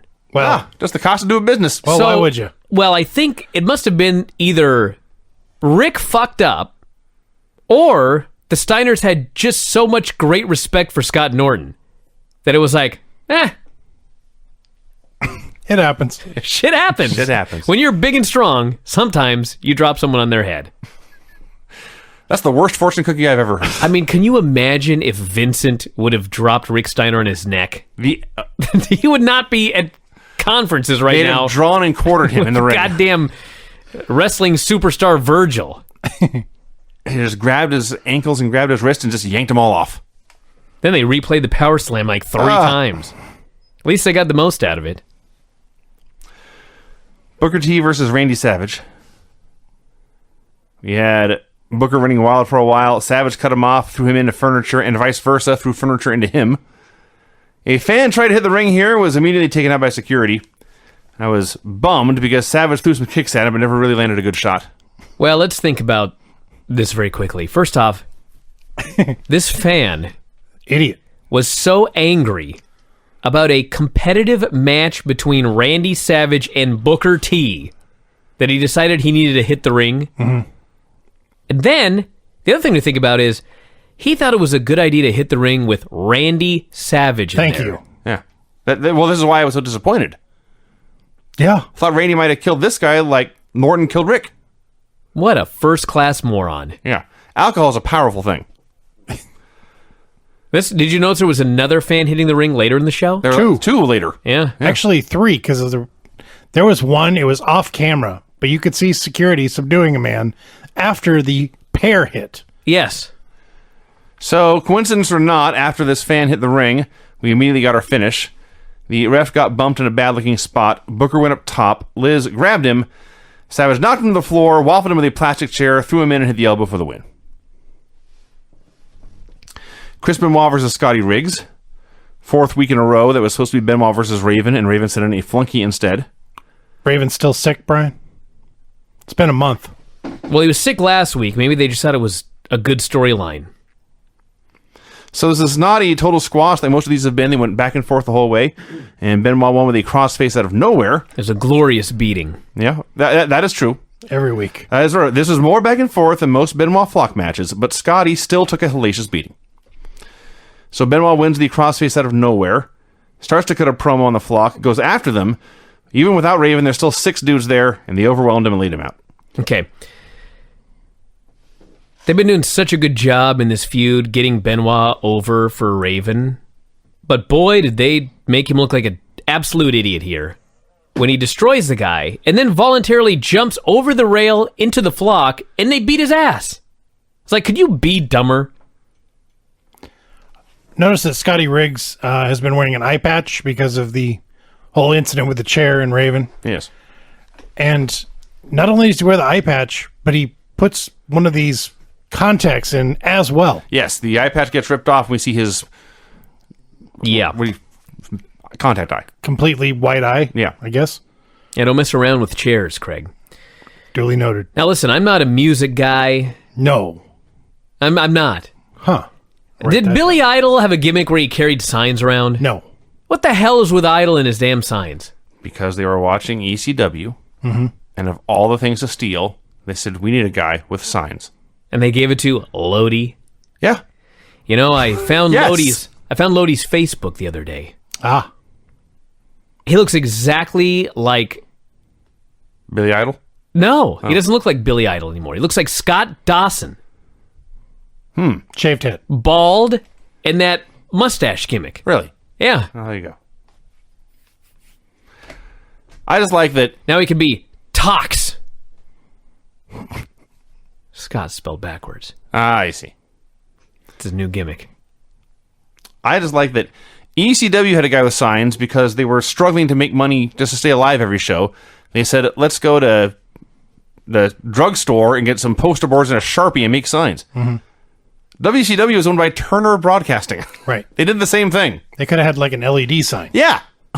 Yeah. You got to come out with 6 TVs. Each TV would have a different sign on it. They're supposed to be the flock, geek. Yeah, A but bunch still. of down-and-out numbskulls under Raven's control. How did they have money for poster board? And Raven's out there going, I got this idea, Lodi. We're going to get a neon flashing sign You know for what you to has hold up. you know what has occurred to me without this conversation? None of this really makes any sense. Of course not. When you break it down. It goes back to my first question. Why is a fake Billy Idol running around with signs? I don't have an answer. I look at all these gimmicks and I'm like, why? Who? What? Who's Steve Stevenson in this equation? I don't know who Steve Stevenson is. He's a guitar player for Billy Idol. I still don't know who Steve Stevenson is. So J.J. Dillon comes back out to continue the same damn angle they did an hour earlier. Yeah. Because the show's 3 hours long. And this time, it's all about who is going to referee their match at Starrcade. Eric Bischoff does not want a fat ref. No. Because he's too damn fast. He wants Kevin Nash. I don't want a fat ref. He says, I want a tall ref. Yeah. Who can see everything. I want a guy who's really tall. And here's barely the thing. mobile. He doesn't want a fat guy because a fat guy's too slow. Right. But he wants Kevin Nash who's had 16 knee surgeries so far. And he can't even get down and up off can't the bend. mat. So finally JJ says, I'll pick an NWO guy. And Bischoff is all excited. And so, this actually made sense. It's Bret Hart. This was Bret Hart's debut because Eric Bischoff has claimed that Bret Hart is a member of the NWO. So Bret Hart comes out, WCW debut. Bischoff's very happy to see him. He is much happier, in fact, than Bret Hart, who looked very uncomfortable throughout this entire I segment. noticed that as well. Just first day at a new job is always a little weird. Says it's great to be in Ric Flair country. I will be honored to be the referee for this match. Bischoff jumps in. He's bragging about signing Bret, how great they're going to be together. But is sure to point out several times throughout the segment that Bret's making $7.5 million of Ted Turner's money. And he stops and jumps away and is pumping his fists and dancing. And Bret just says, barely into the mic, he's very happy. So he warns Bischoff, do what you can, win if you can, but don't look to me for help. Nobody knows better than me what it's like to be screwed by a ref. So you're on your own, Jack. Bischoff says, Bret, $7.5 million, weekends off. And everyone looks at each other for a while. Then it ends. You know, I was so sad when I watched this because you could already see what the finish was for Hogan and Sting at Starrcade. Right. And it was really a great finish. It sure would have been. Sting, well, there was a bigger problem in the sense that Sting should have come in and just obliterated Hulk Hogan for like 10 straight minutes. Yeah. And finally, there would be like 9 million run-ins and something would happen and Sting would get screwed with a super fast count. Yeah. And then Bret Hart comes out and says, God damn it, there's not going to be a screw job here. I'm restarting this match. Not only was there not a fast count, but Hulk Hogan beat up Sting for 10 minutes before he pinned him. Uh-huh. And it's so painful to me because it would have been so awesome Yes. if they would have just done what they were building up to do in storyline. Blows my mind. NWO video running down Lex Luger. Gene then brings Luger out for a promo, but instead it's Buff Bagwell. So Buff does this promo. He is interviewing or imitating Lex Luger's voice, which is hard to do because it's not like there's any great distinctive tone to Lex's voice, but I can tell he was trying. And Lex comes out to put a stop to this. Buff does not back down and says, Lex, you can't beat me. And Lex says, Buff, you've been celebrating your countout and DQ wins. I'm challenging you to a match tonight. And Buff says, you don't have a ref. And Lex says, I've got Nick Patrick. Buff says, well, I'm not warmed up. And Lex says, let's see if I can warm you up, and slaps him across the face. And now Buff's warmed up and ready to go. This was a lot of fun. Not only that, but Luger was so over. Yes. Again. Yes. Yeah. It's been years. Every time this guy comes out, he's the most over guy on the show. Just blows my mind. So they had a 2-minute match. Then there was interference. Lex clotheslines Buff over the top, which is a DQ, so Buff wins again. This was terribly, terribly, terribly lame, but at least you can see it's leading to something. They haven't done Dude, it's the December 97, and we have an over-the-top rope DQ. They haven't done one ever, I don't think, on Nitro. Since we've been watching it, I don't think they ever did an over-the-top disqualification. And just for no reason, they did one here. They've had a guy go over the top rope and then talked about the referee's discretion as they try to cover up for the fact that they've forgotten that that's a rule. But now all of a sudden they decided it was a rule again. Exactly. This is bullshit. Exactly. Had an NWO video burying DDP. Curt Hennig came out for a promo. At this point I realized I have heard the NWO theme song no less than 500 times on this show. He addresses... Kurt's in the ring. I forgot about this until right now. He's got his mic. He's got his belt. And he's cutting this promo saying, nothing. This is Ric Flair country. I am the U.S. champ. I'll take on any challenger in the crowd. And then we'll go all night and go a little longer. And he starts ripping off Flair's catchphrases. And I realize he is looking directly, making eye contact with somebody at ringside. And this somebody's job it is to tell him, okay, we've killed enough time. You can shut up now. Until then, he's just got to go. And so he just goes on, saying nothing.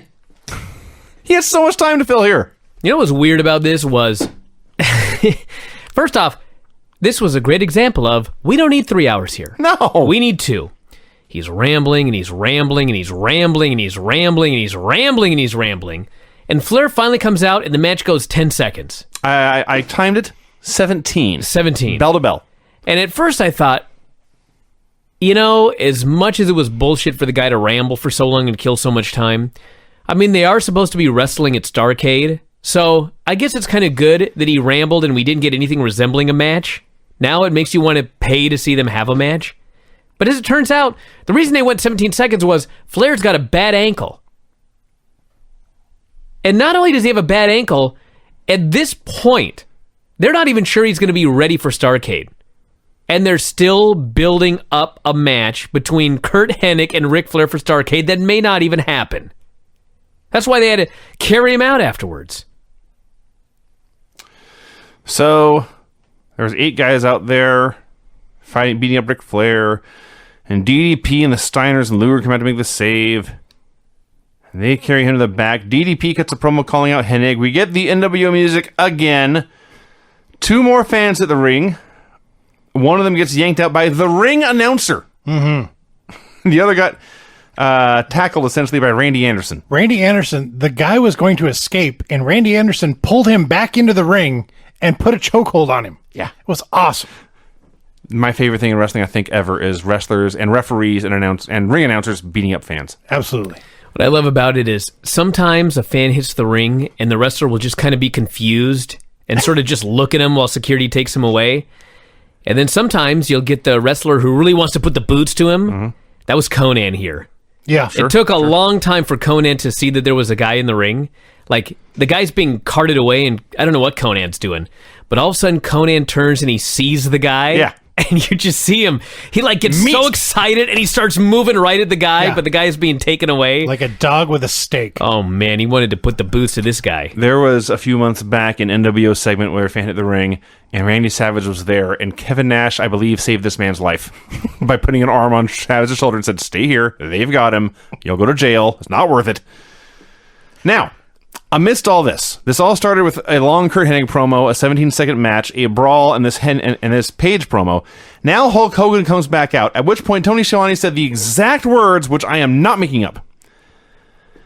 This has become a real draining 3 hours. Dude, this show. Page flees through the crowd. I'm thinking, what in the hell are they going to do? I looked down the little thing. There's still 4 minutes of TV time to go. What can possibly happen? Hogan runs his mouth for a while. Calls Sting a coward.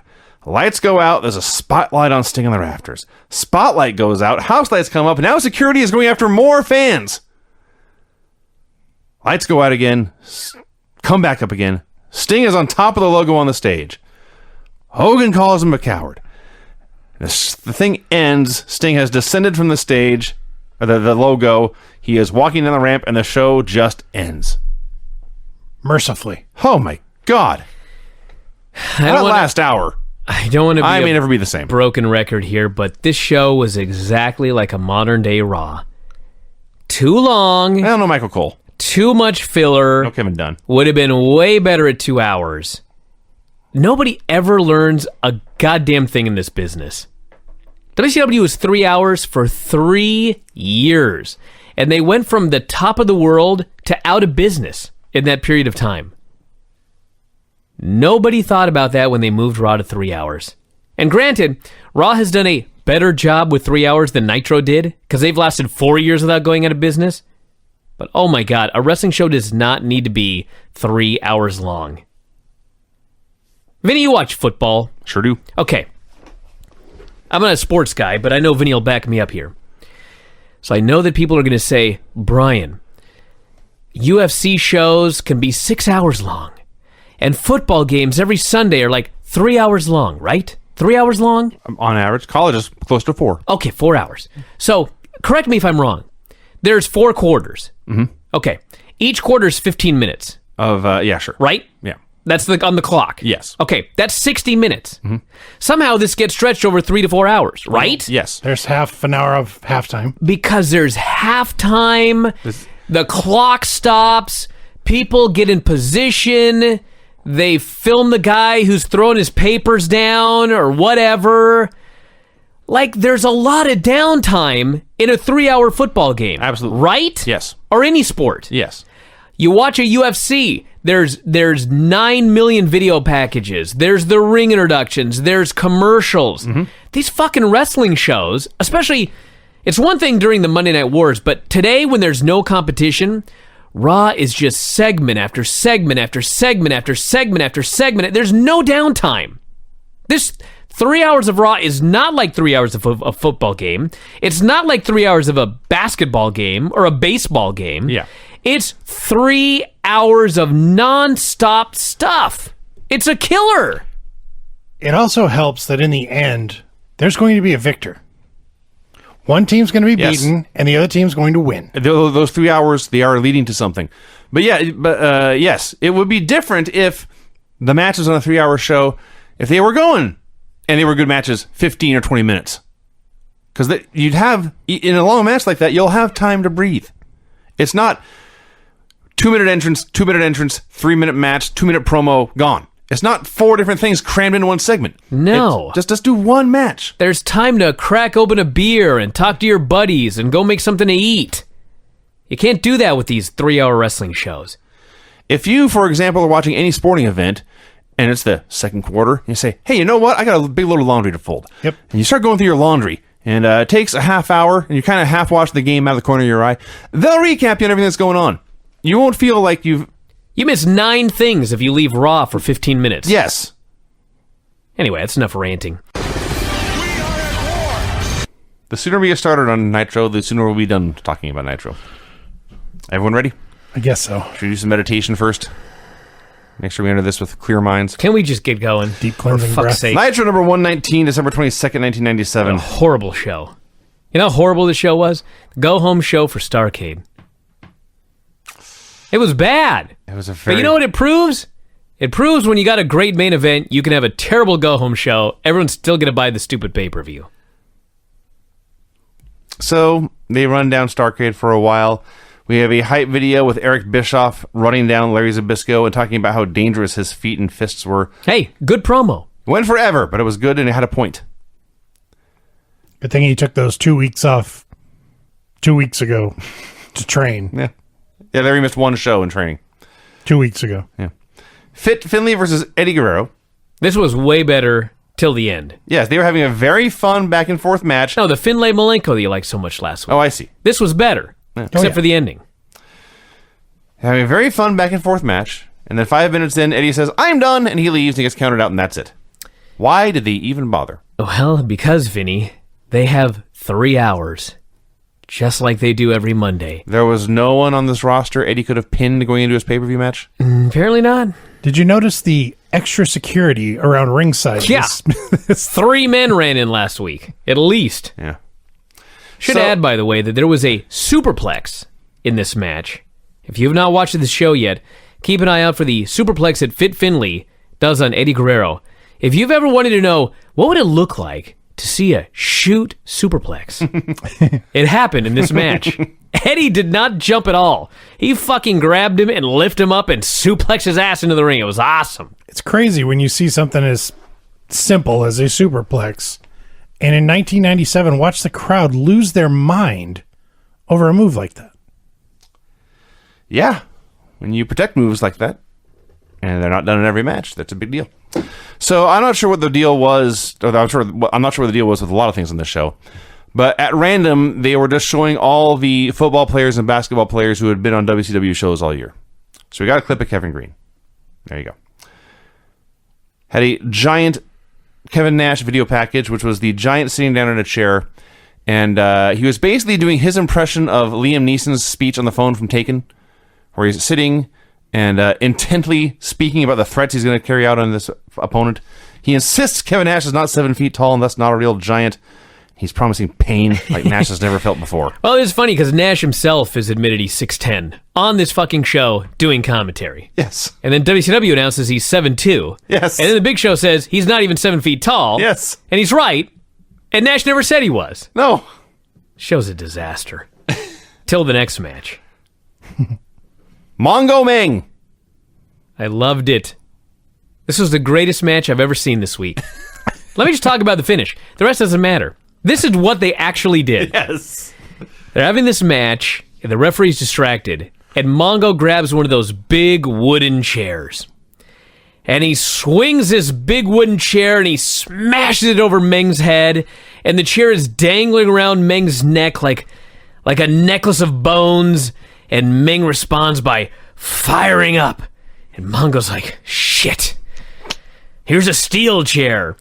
And he grabs the steel chair, and he lifts it high over his head, and he smashes Meng in the head with his steel chair. And Meng just looks at him, and he fires up. And Mongo's like, shit. So he grabs him and tombstones him and pins him. That's a fucking match. Yep. I'm not making this up. Yep. That's what they decided to The do. only thing you're skipping over, which makes it even better, is that in between hitting him with the steel chair and hitting his tombstone, Mongo paused to remove the wooden chair from Meng's head. Yeah. There, Meng, let me help you. It was amazing. I don't even know what to say. We see so many pattern finishes nowadays. This is not pattern. I just loved this. I loved every bit of this.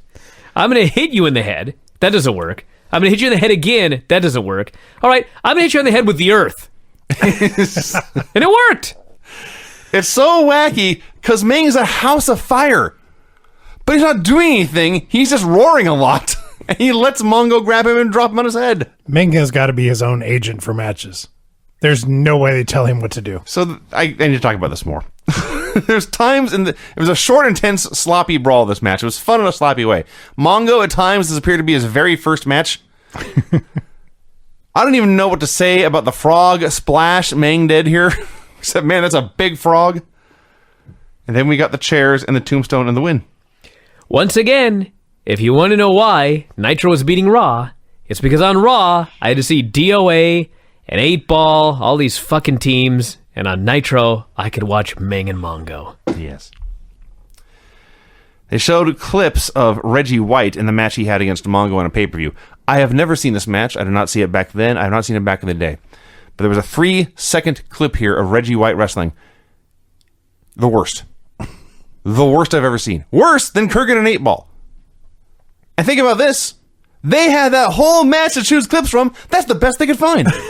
Yeah. I need to hunt this down now. Well, this was WCW. It's possible they weren't looking for the best. Oh, that clip sucks. Whatever. Who cares? That's entirely possible. Fans won't notice he's no good. Yeah. DDP came out for a promo. He talks about Ric Flair for a while. He goes off on a spiel about how he likes Christmas.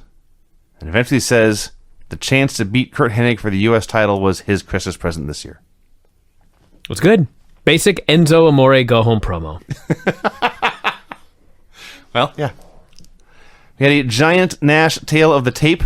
And here, again, they claimed Nash was 7'1". These idiots. He's growing and shrinking throughout the show.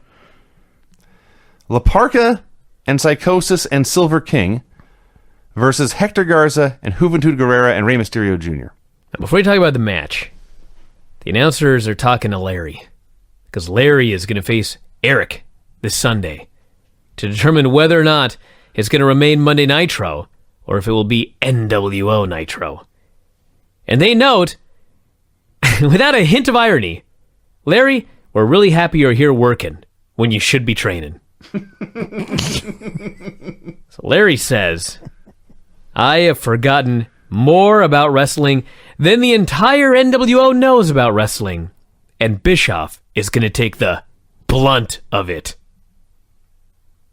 The blunt. I missed that. Yeah. Explain a lot here. So, guys, we're here in this lucha match where, first of all, very early on, Hoovy tried a springboard reverse Rana and about broke his head off.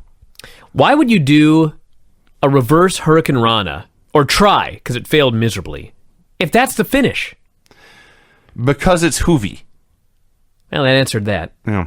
So, guys are flying around, and it's fun, but the fans aren't really into it. And then finally, Ray enters, and everyone goes nuts because Ray's a superstar. And there is a dive spot that ends with Hector hitting his corkscrew plancha onto the floor onto everyone. And shortly thereafter, Ray hit a top rope reverse Rana on Silver King for the win. That was a good match. That was the best match on this night, for sure. It was a very, very fun little match. And Ray, no one in the Cruiserweight division today sticks out like Ray sticks out. No. Like, he stuck out amongst all of these great workers. Yes. Like, there were all these great luchadors, and, like, La Parka got to do some La Parka stuff, and everybody was awesome. Even Hoovy had some awesome spots in between fucking everything up. And then there's Ray. Just, like, a step above everybody else. I think it was cool, too, because last week they had that lucha tag match, and so, hey, that was really good. It worked. Let's do it again and add more guys. Cool. It's perfect. Yeah. This is actually a key point, because in 2016, if you took two teams out there and put them together and they had a good match, they would just say, we'll do the exact same shit next week. That's true. Here, they at least added guys. It's a little different. Clips of a Nitro party that had dozens and dozens of people squeezed into a tiny room watching an even tinier TV. Chris Benoit versus Hammer. Still no Raven. It's been like 6 weeks. You know, this kind of made me want to see Benoit versus Kurgan. Oh, my. He got a hell of a match out of Hammer. Hammer's better than Kurgan. Dude, this was the only good match I think that Hammer ever had in his whole life. That's true. That's one more than Kurgan. I mean, listen, Hammer got his ass kicked for maybe 2 minutes. Benoit just beat him and beat him and beat him and beat him. And finally, Hammer's going to get the heat. His first move of the match. And it is a falling powerbomb into the buckle. And he fucks it up. Yeah, he does. Really bad. Oh, he almost dropped Benoit on his head, upside down. So they're brawling on the floor. Actually, I will say this. Benoit whipped him into the apron. Hammer took a mighty bump for that bump into the apron. Well, it's because he almost killed him Well, there you minutes go. before. Yeah. The flock attacks. Eventually, Saturn hits a clothesline for the DQ, and the segment ends with Benoit prone as the flock, well, they just surround him. Still no Raven. Now, today said the rings of Saturn were lethal. Only if you fly into him. I should also note is Raven Benoit Starrcade. Shouldn't it be Raven Saturn? Shouldn't it be Saturn versus Benoit? Should. It seems that way. Saturn's been the one that lays out Benoit every single week. You should have to go through Saturn to get to Raven. And do Raven. Which maybe it's what they did. I don't even know. remember if that's what they did at Starrcade. The flock jumps him every week, and Saturn ends with the Rings of Saturn on him every week. So Benoit should have to go through Saturn to get to Raven. I bet you that's a good match. Oh, sure. Both of them. You think so? After he had a good match with Hammer? I'm almost positive. The incredulous look on Brian's face just now. We had Jim Kelly and Bruce Smith throwing those horrible punches at Randy Savage a while back. Why did they re-air this? A still photo here would have been just fine. Although they were still better than Reggie White. So after the break, the NWO has begun to take over the announce desk. And that is when we realized, oh no. Now listen, I'm not going to lie. If you add in commercials, they spent 20 minutes redesigning the set. Can you imagine? Now, I'm actually going to say something positive about this. Rick Rude was there as foreman. It's funny because it's true. This fucking guy was walking around and commanding everybody to put on NWO t-shirts. I was in my room seeing if I had one. I was scared shitless. Scott Norton is out there trying to intimidate guys, and I'm like, this is phony. Like, Rick Rude. I was looking through the Observer report of this show. Dave was so not a fan of Rick Rude on commentary. He was so wrong. Rick Rude was the star of this show. Rick Rude running around and telling all these guys to run that pyro and put this shirt on. He's just commanding everybody to do all of this stuff. And then he was so good on commentary. I thought he was great on this show. And I also realized, you know, when the NWO is doing something, and every now and then there's the NWO announcer's voice comes in, new world order, or whatever. And then there's a fella who laughs. It's fucking Itchweed. It might be. Next time, I want you to listen. You'll never not be able to see Itchweed's face when you hear that guy laughing. Now I know where you got it. That's the only good thing about this. 20 minutes of hell. Yeah, we had... Let me tell you what it was like watching this on the network. This, I forget if I said this already. I missed this when it first happened, but boy, did I hear about it. For years. This is actually the first time I've ever actually watched the episode start to finish. And the last, I will add. So, there is 12 minutes of TV time. Now, as Brian noted, when you there were 2 commercial breaks in there, so that takes it to 20 minutes. It's 20 minutes of no announcers, no narration, no little crawler across the screen to see what's going on. It's just ambient arena noise, which is often Rick Rude yelling at people. Sometimes it's Buff Bagwell cackling. Sometimes it's Vincent not doing anything. They're just out there. They're putting shirts on guys. Conan goes to the production truck to make sure the AV crew gets suitably harassed. They're putting banners all over the place. They're taking down... They took down this big, huge chrome WCW letters on the stage. They lowered stuff from the ceiling. It's funny, when they were taking the WCW, like the steel-plated WCW sign down, the guy was using a grinder, and he had a pipe in one hand, and he had the grinder in the other, and it was just making sparks. He wasn't actually cutting into the... I see. You know what I mean? Yeah. Craig wanted to share his lingo. Well, which is cool. So, the weird thing is, in a strange way, I won't say I like this, but I've seen a lot of stuff I hated more. Many of it on Raw on the same night. There was something kind of peaceful about this nothing happening for a while. It did not last, this feeling I had of peace. So, the payoff for all this is that first, nothing happens for a while. Then Eric Bischoff comes out on a motorcycle that looks way too big for him. He cuts a promo. He calls out the entire NWO, and they come out slowly. By the way, where were all the rest of the WCW wrestlers while this was all going on? Well, as we'll get to here, apparently they hadn't arrived yet. Yeah, they were showing up late. Maybe that was Bischoff's plan. You're so committed to He this called all show. the WCW guys and said, we're starting an hour late. Called all the Uber drivers and said, take the long way. Just hang out. So they walk and they mosey and they saunter and they stroll and they get in the ring, and it is time to give Christmas presents to Hulk Hogan. The first present was this show. I'd have punched Eric right in the face. They begin to drop flyers from the ceiling that read Merry Christmas Hollywood. They presented a motorcycle. 2. They presented a second motorcycle. They bring out a stretch limo complete with hot girls soaking their feet in a hot tub in the back. A heart-shaped hot tub, by the way. That's correct. At which point Hogan said, ho, ho, ho. See what he did there? That's what he said. Yeah. There's only 2 girls, though. That was apparently like a shocking line in 1997. Oh, I'm sure it was. I'm sure that was Can you full of believe scandal. Hulk Hogan said ho, ho, ho when the chicks came out. Man, the Hulkster. And that was the most offensive thing Hulk Hogan ever said. Edgy. Somewhere in here, by the way, Eric Bischoff randomly announces, okay, let's go 3 hours. No. So they go to commercial break. Then Rick Steiner and Ted DiBiase are shown arriving at the building. We're like 90 minutes into Nitro at this point. Where the hell have you two been? JJ says, I do not blame you if you want to take the night off. There will be no repercussions because JJ's lost all control. They said they would go out anywhere. So we got Rick Steiner versus Scott Norton.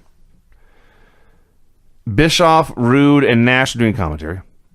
From the end of the Lucha match to this one, on the network, we went 26 minutes with no wrestling.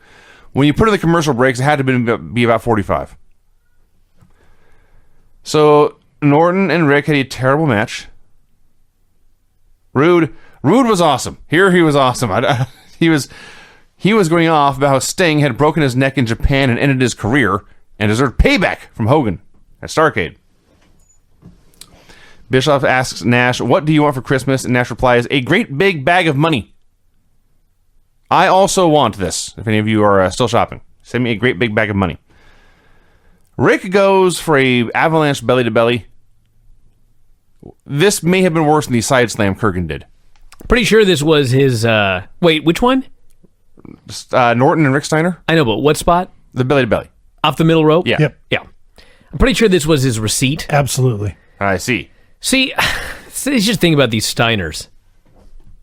Like, Norton he didn't have his feet on the outside of the ropes. He had his feet on the inside. Like he was sitting on the top rope. So his feet were inside the ring. Rick climbed up so his feet were also on the inside. So there's no possible way, because his feet are going to get caught on the ropes, that Norton can actually flip out of this. And Rick just threw him anyway. Fucking just dropped the dude right on his shoulder and his back. What a car wreck. Yeah, these two need to never wrestle each other again. Eventually someone will die. Anyway, NWO ran in for the DQ. Scott Steiner and Ray Traylor made the save. It was an awful match. We had clips of Dennis Rodman wrestling. We had Nash. I'd like to add one thing about the Rick versus Norton match. When the NWO came down, and then the babyfaces came down to save the day, Ray Traylor's down there. They're running off the NWO. And as the NWO is running away, Ted DiBiase sees Virgil. And he kicks him right in the ass. I laughed. Just for old time's sake. Yep. Probably not the first time that happened. So they just had clips of Rodman wrestling. Nash ran down Giant for a while. Kurt Hennig versus Disco Inferno. First of all, I love that Kurt Hennig signs with WCW. I'm sure it was a ton of money.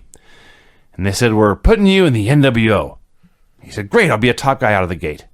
And they said, well, we need to get a black and white singlet. And he said, fuck you, I'm wrestling in teal. That was it. He was the only guy in the NWO who did not wrestle in black and white. This was a 6-minute squash match. Yeah. And Disco's a TV champion. And it felt like 6 hours. You know what I did love about this is Hennig beats his ass with a look of utter disgust on his face. That he's in there with this man that has shake your ass on his booty. I was watching Something it. like that. whatever it says, shake your booty on his ass? Shake your booty on his ass, yes. Okay, well, it's the same fucking thing, Craig, obviously. But anyway, I was watching it and I thought, Hennig is a badass. And you know who else is a badass? His buddy Rick Rude. I thought, can you imagine that in the whole history of wrestling, they were never a regular tag team? Yeah, best friends. Can you imagine what an awesome tag team Kurt Hennig and Rick Rude would have been together? Perfectly rude. Oh, nice. man. Ravishing perfection. Ooh, I like that. I was so sad watching this show. Rick Rude's on commentary. He's so great. And, like, is dead 2 years later. Yeah. God. It sucks. He was awesome. I'm such a fan of Rick Rude now. Between this and his 1980s stuff on the Saturday nights I was watching. And I didn't He's appreciate so him awesome. enough when I was young because I was such a Warrior fan. So I was always just happy to see Warrior beat Rick Rude's ass. Well, the other thing, and I could be wrong on this if I went back and watched some of his WWF stuff. In WWF, they made him a narcissist.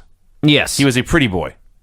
In these two shows, while he has a phenomenal physique, he's mostly just a badass. Yeah. He's mostly into beating the fuck out of people. He's like, if you don't let off that pyro, I'm going to kill you. Yeah. And you're like, where's the button? It's funny, too, because he wears a suit and everything, and you're still frightened of him. You don't have any clue as to what his physique is. Because he's got a badass tough guy face. Exactly. Like, I don't know how he pulled off that mustache.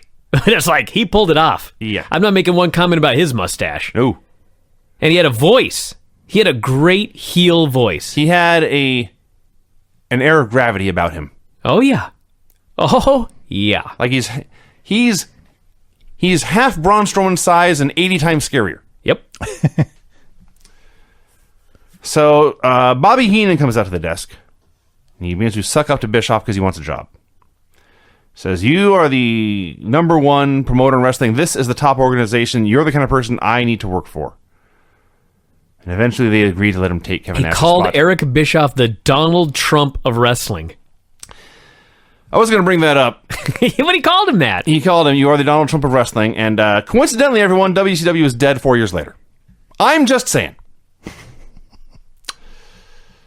So eventually they agreed to let him take Nash's spot. And Nash was like, I'll take the night off, whatever. Didn't have to twist his arm. That guy was useless. He was useless on commentary.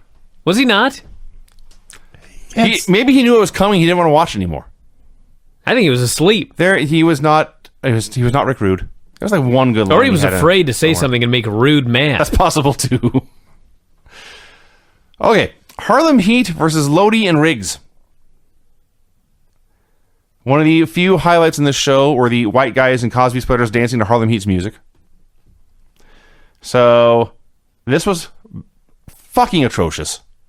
Just an appalling match. They beat up Riggs for a while, but at least he was competent, so they gave him some stuff. And they tagged in Lodi, and Lodi sucks, and everyone knows it. They beat the hell out of him for several minutes. Riggs got bored and left. Days went by. They had 1,000 moves in a row. Eventually they won with the elevated sidekick, which apparently, according to these little buttons on the network thing, the Big Apple Blast. You have bubbles on your thing? Yeah. You know, the timeline goes by and you click on where it's the start of the match, the end of it. Yep. Really? Yeah, the Big Apple Blast is what they called the finish of this. Wow. I watched it on the iPad. It doesn't have that. It might not there. I'm going to say one thing about this. So this show is absolutely sucking. And I'm not saying that this match didn't suck, because it really ended up sucking. And when it was over, I wrote, this show sucks. This was a 7-minute squash match. But when they got rid of Nash, and they replaced him with Bobby Heenan, and then they got rid of Eric, and they replaced him with Mike Tenay, and we had 3 announcers who actually were talking about the show and the matches, fucking totally turned around. It is amazing when you have commentators that are competent. They make the show better.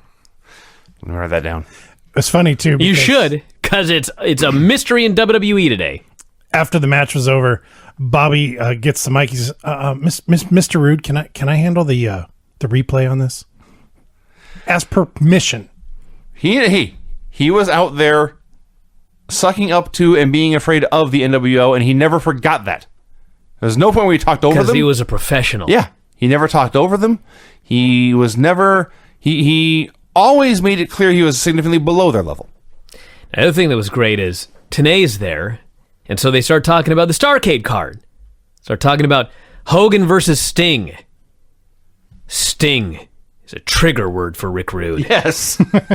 Rick Rude is so angry that Sting broke his neck and put him in a recliner, where he says, and I quote, "My poor wife had to look at my face for a year." He is livid, steaming mad, and he lets us all know if he ever gets his hands on Sting, there's trouble to be had. It was great. I thought, if I were Sting, I am not coming down from these rafters. It's so great. He started off talking about how the key is when it happened, he was the world champion and on the top of his career. Then it was over in an instant because of Sting. God, he was great. Chris Jericho versus Buff Bagwell. Hey, Jericho tried so hard because these fans never recovered. I know it's hard to believe that a 45-minute intermission in a 3-hour show would kill the crowd, but it killed the crowd.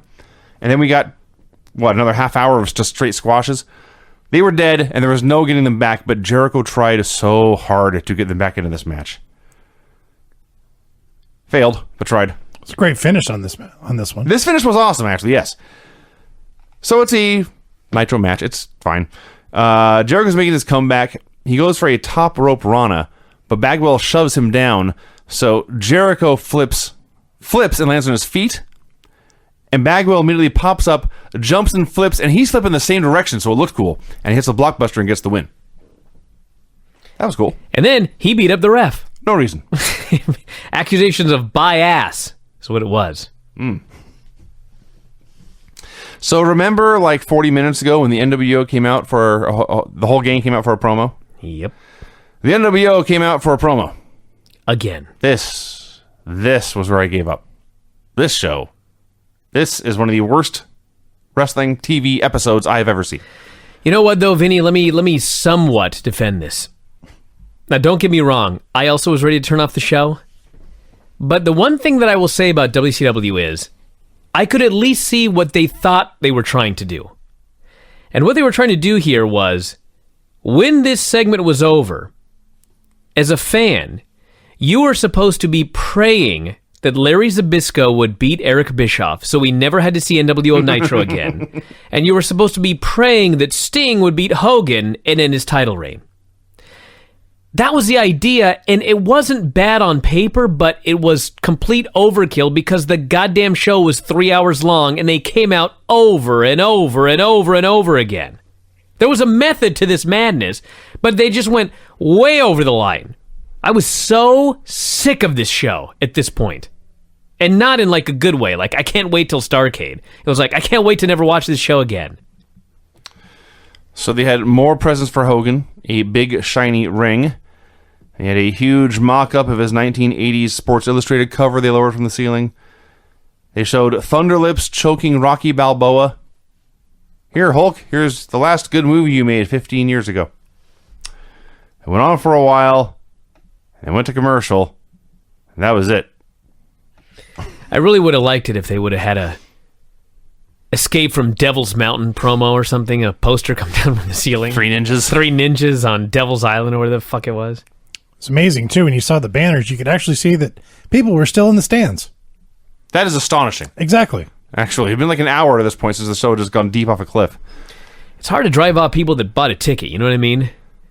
It happens sometimes.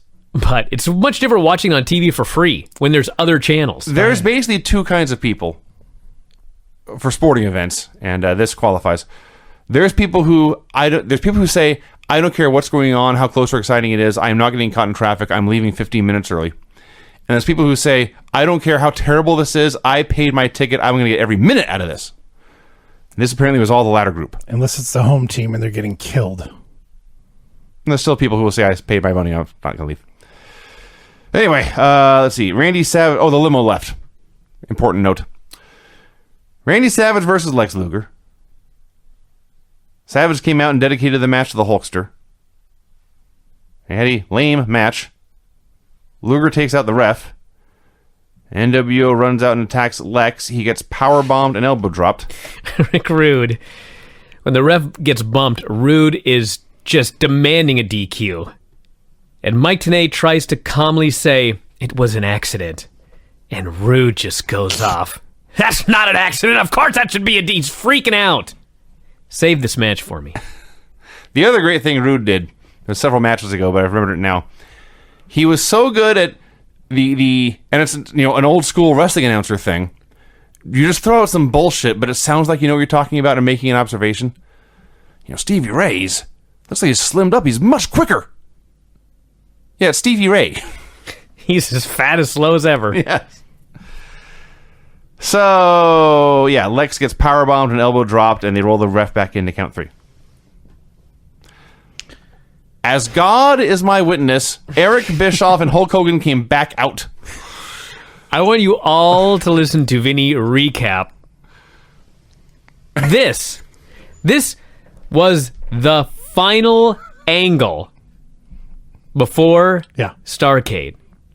I'm sure that you can probably imagine things like, oh man, remember when the guy came out in the Sting mask? And he thought it was a fake Sting, but then he took his mask off and it was the real Sting and he beat up the whole NWO. Man, that was cool. Remember this, remember that. Let's recap what happened here in this go-home angle for Starrcade, the biggest pay-per-view of all time in WCW. So Hogan and Bischoff are running their mouths. A final present for the Hulkster arrives. He's very excited to see this package. Eric is like, well, Hulk, that's not for me. That must be from Scott or Kevin or something. Hulk takes the package. At exactly this point, because it's WCW, the limo pulls back in and Bret Hart's hanging out with the women. And he abandons them to go walk up the aisle and smile at Hulk. And this is going on at the exact same time Hulk opens the package. So not that it was going to be any good anyway, but it was as bad as it possibly could have been. Yeah, you missed the opening. Yeah, the actual reveal you missed. So this essentially was the end of 7, as done in WCW. Hulk Hogan opens the box and finds his own head. I don't know if I've ever used this term on the show, but I did a spit take. Hogan is in the ring with a package, and I couldn't remember what was in it. I thought, must be a Sting mask. That's exactly what I thought it was going to be, too, yes. And they cut to Bret Hart, and Bret Hart is walking down the aisle in his leather jacket, and for some reason, as he's walking, he has to open it up a little more, so it's kind of falling off his shoulders. Right. Like, That's he's a Bret his Hart own prom move. date. Yeah. And then, all of a sudden, they cut from Bret Hart, and Hulk Hogan's looking at his own head. Yeah. And I fucking spit with laughter. I'm like, what the fuck? His own head? What? So there's this Hulk head in the box, and the Hulk head is posed with a screaming face. Yeah. And the real Hulkster is also screaming, "Oh no," he says, "it's my head." He's selling for his own head. Right. He's never been so scared in his life. And he's screaming and looking around, and he's turning the head back and forth, so it's screaming and looking around. And I don't want to alarm you. I don't know how many 7,000, 8,000 people were there. None of them thought this was cool. You don't say. Not one person. So what you've got is Hulk Hogan screaming. He's the only person in this whole arena making any noise. Now, if the Hulk head had looked at Hogan, and then out of its mouth came Hulk's arm to point at the Hulkster, Something like that. that'd have been cool. Yes. Didn't happen. They found something much cooler to end the show with. Well, so the announcers aren't saying anything. The fans aren't saying anything. Hulk is screaming at his head. This was so cringeworthy. I felt bad for the Hulkster here. So Brett smiles, and then behind Brett, up on top of the stage, way back yonder, is Sting with a zip line. Excuse me? Sting with a zip line. A zip line? Yes. So Hogan is now scared more because now he has to deal with not only his own head, but Sting. He's slowly coming at me. Sting. I've never done a zip line. The closest I've done is watching the South Park episode where they went ziplining, where Cartman goes on a zip line. It takes about 3 minutes to get to the end, and they say, "Was it cool?" And he says, "No, dude, it's hella lame." So Sting goes on the zip line. He's rolling. I can't say he was actually any farther away from the ring, but at times it did not appear he was getting any closer. Hogan is screaming and screaming and screaming. Because he's trapped. Because he's trapped in the ring. Trapped in a fucking 18-foot ring. Sting finally gets close enough to the ring that he has to lift his feet to go over the ropes. Doesn't cross over them yet. No. He just lifts his feet. Hogan begins to dive for the side of the ring when he remembers there's no cage here. Sting could have walked to the ring quicker than this zipline took him. An actual scorpion would have made the trip faster. Sting lifts his legs to get over the rope. Hogan begins to dive towards the rope. The screen fades to black. That is the go-home moment. That's the end. My jaw hung open. What have I just seen? Sting came to the ring on a zip line. This man's been falling from the ceiling Right. week after week after week after week. And the go-home angle is he comes down on a zip line. And I don't know if you remember this or not. I could be wrong here, but I'm 99.9% positive that I'm right.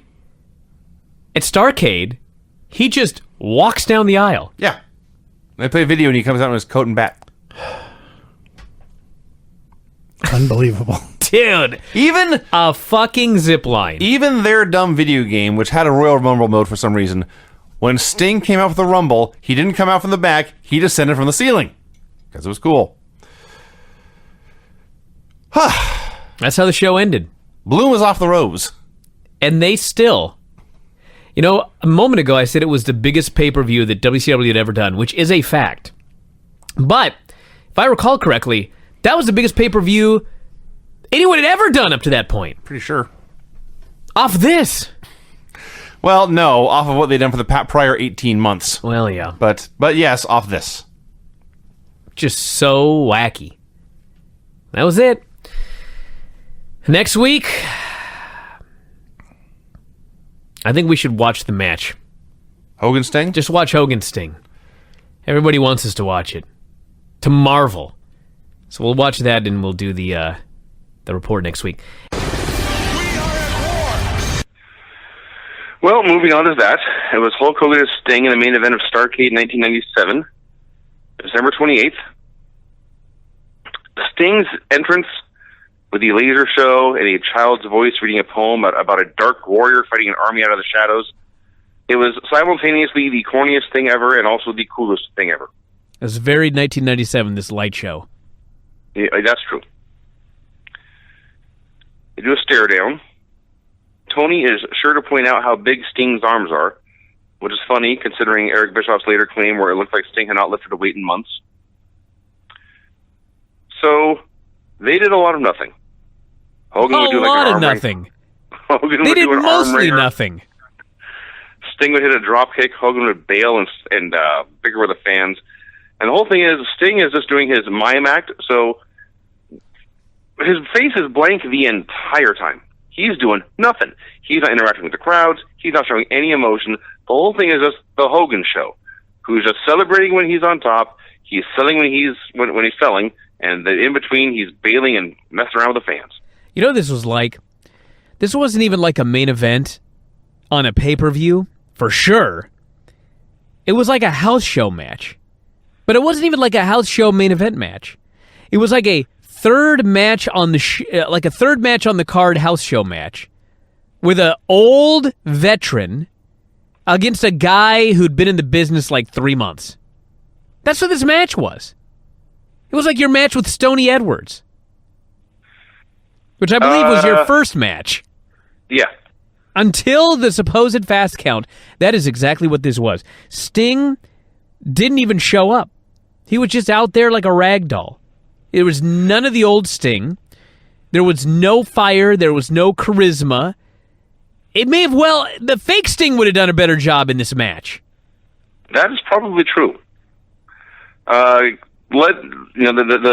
legacy of this match is that Sting got screwed, and it's true. But it's also true that Sting was taking the night off. Oh, he During took the biggest match the company ever had. Well, let's jump ahead here very quickly, because I want to talk about that. So Nick Patrick does his supposed fast count. They do an atomic drop, and then Hogan hits the big boot, and you think, this is a setup for the leg drop of doom. Hogan hits the leg drop of doom. You're thinking, now Sting's going to kick out of his move and fire up. But Nick Patrick drops down, and he counts 1, 2, 3. Just like that.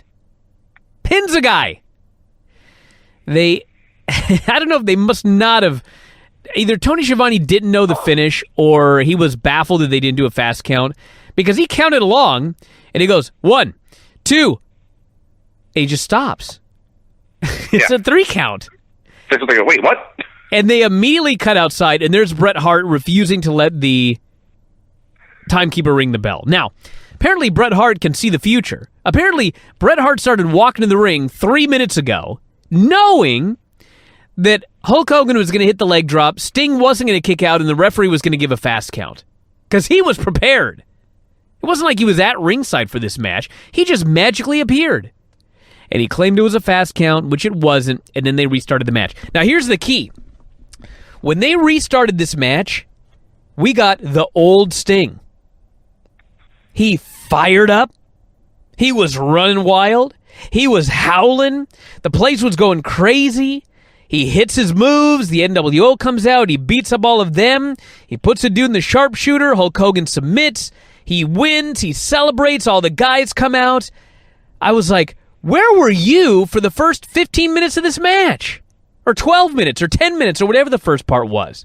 Like, he was Sting once they restarted the match. Why didn't he do that for the first half of the match? Did he realize what was going on and how shit it was going to be, and so he didn't even try?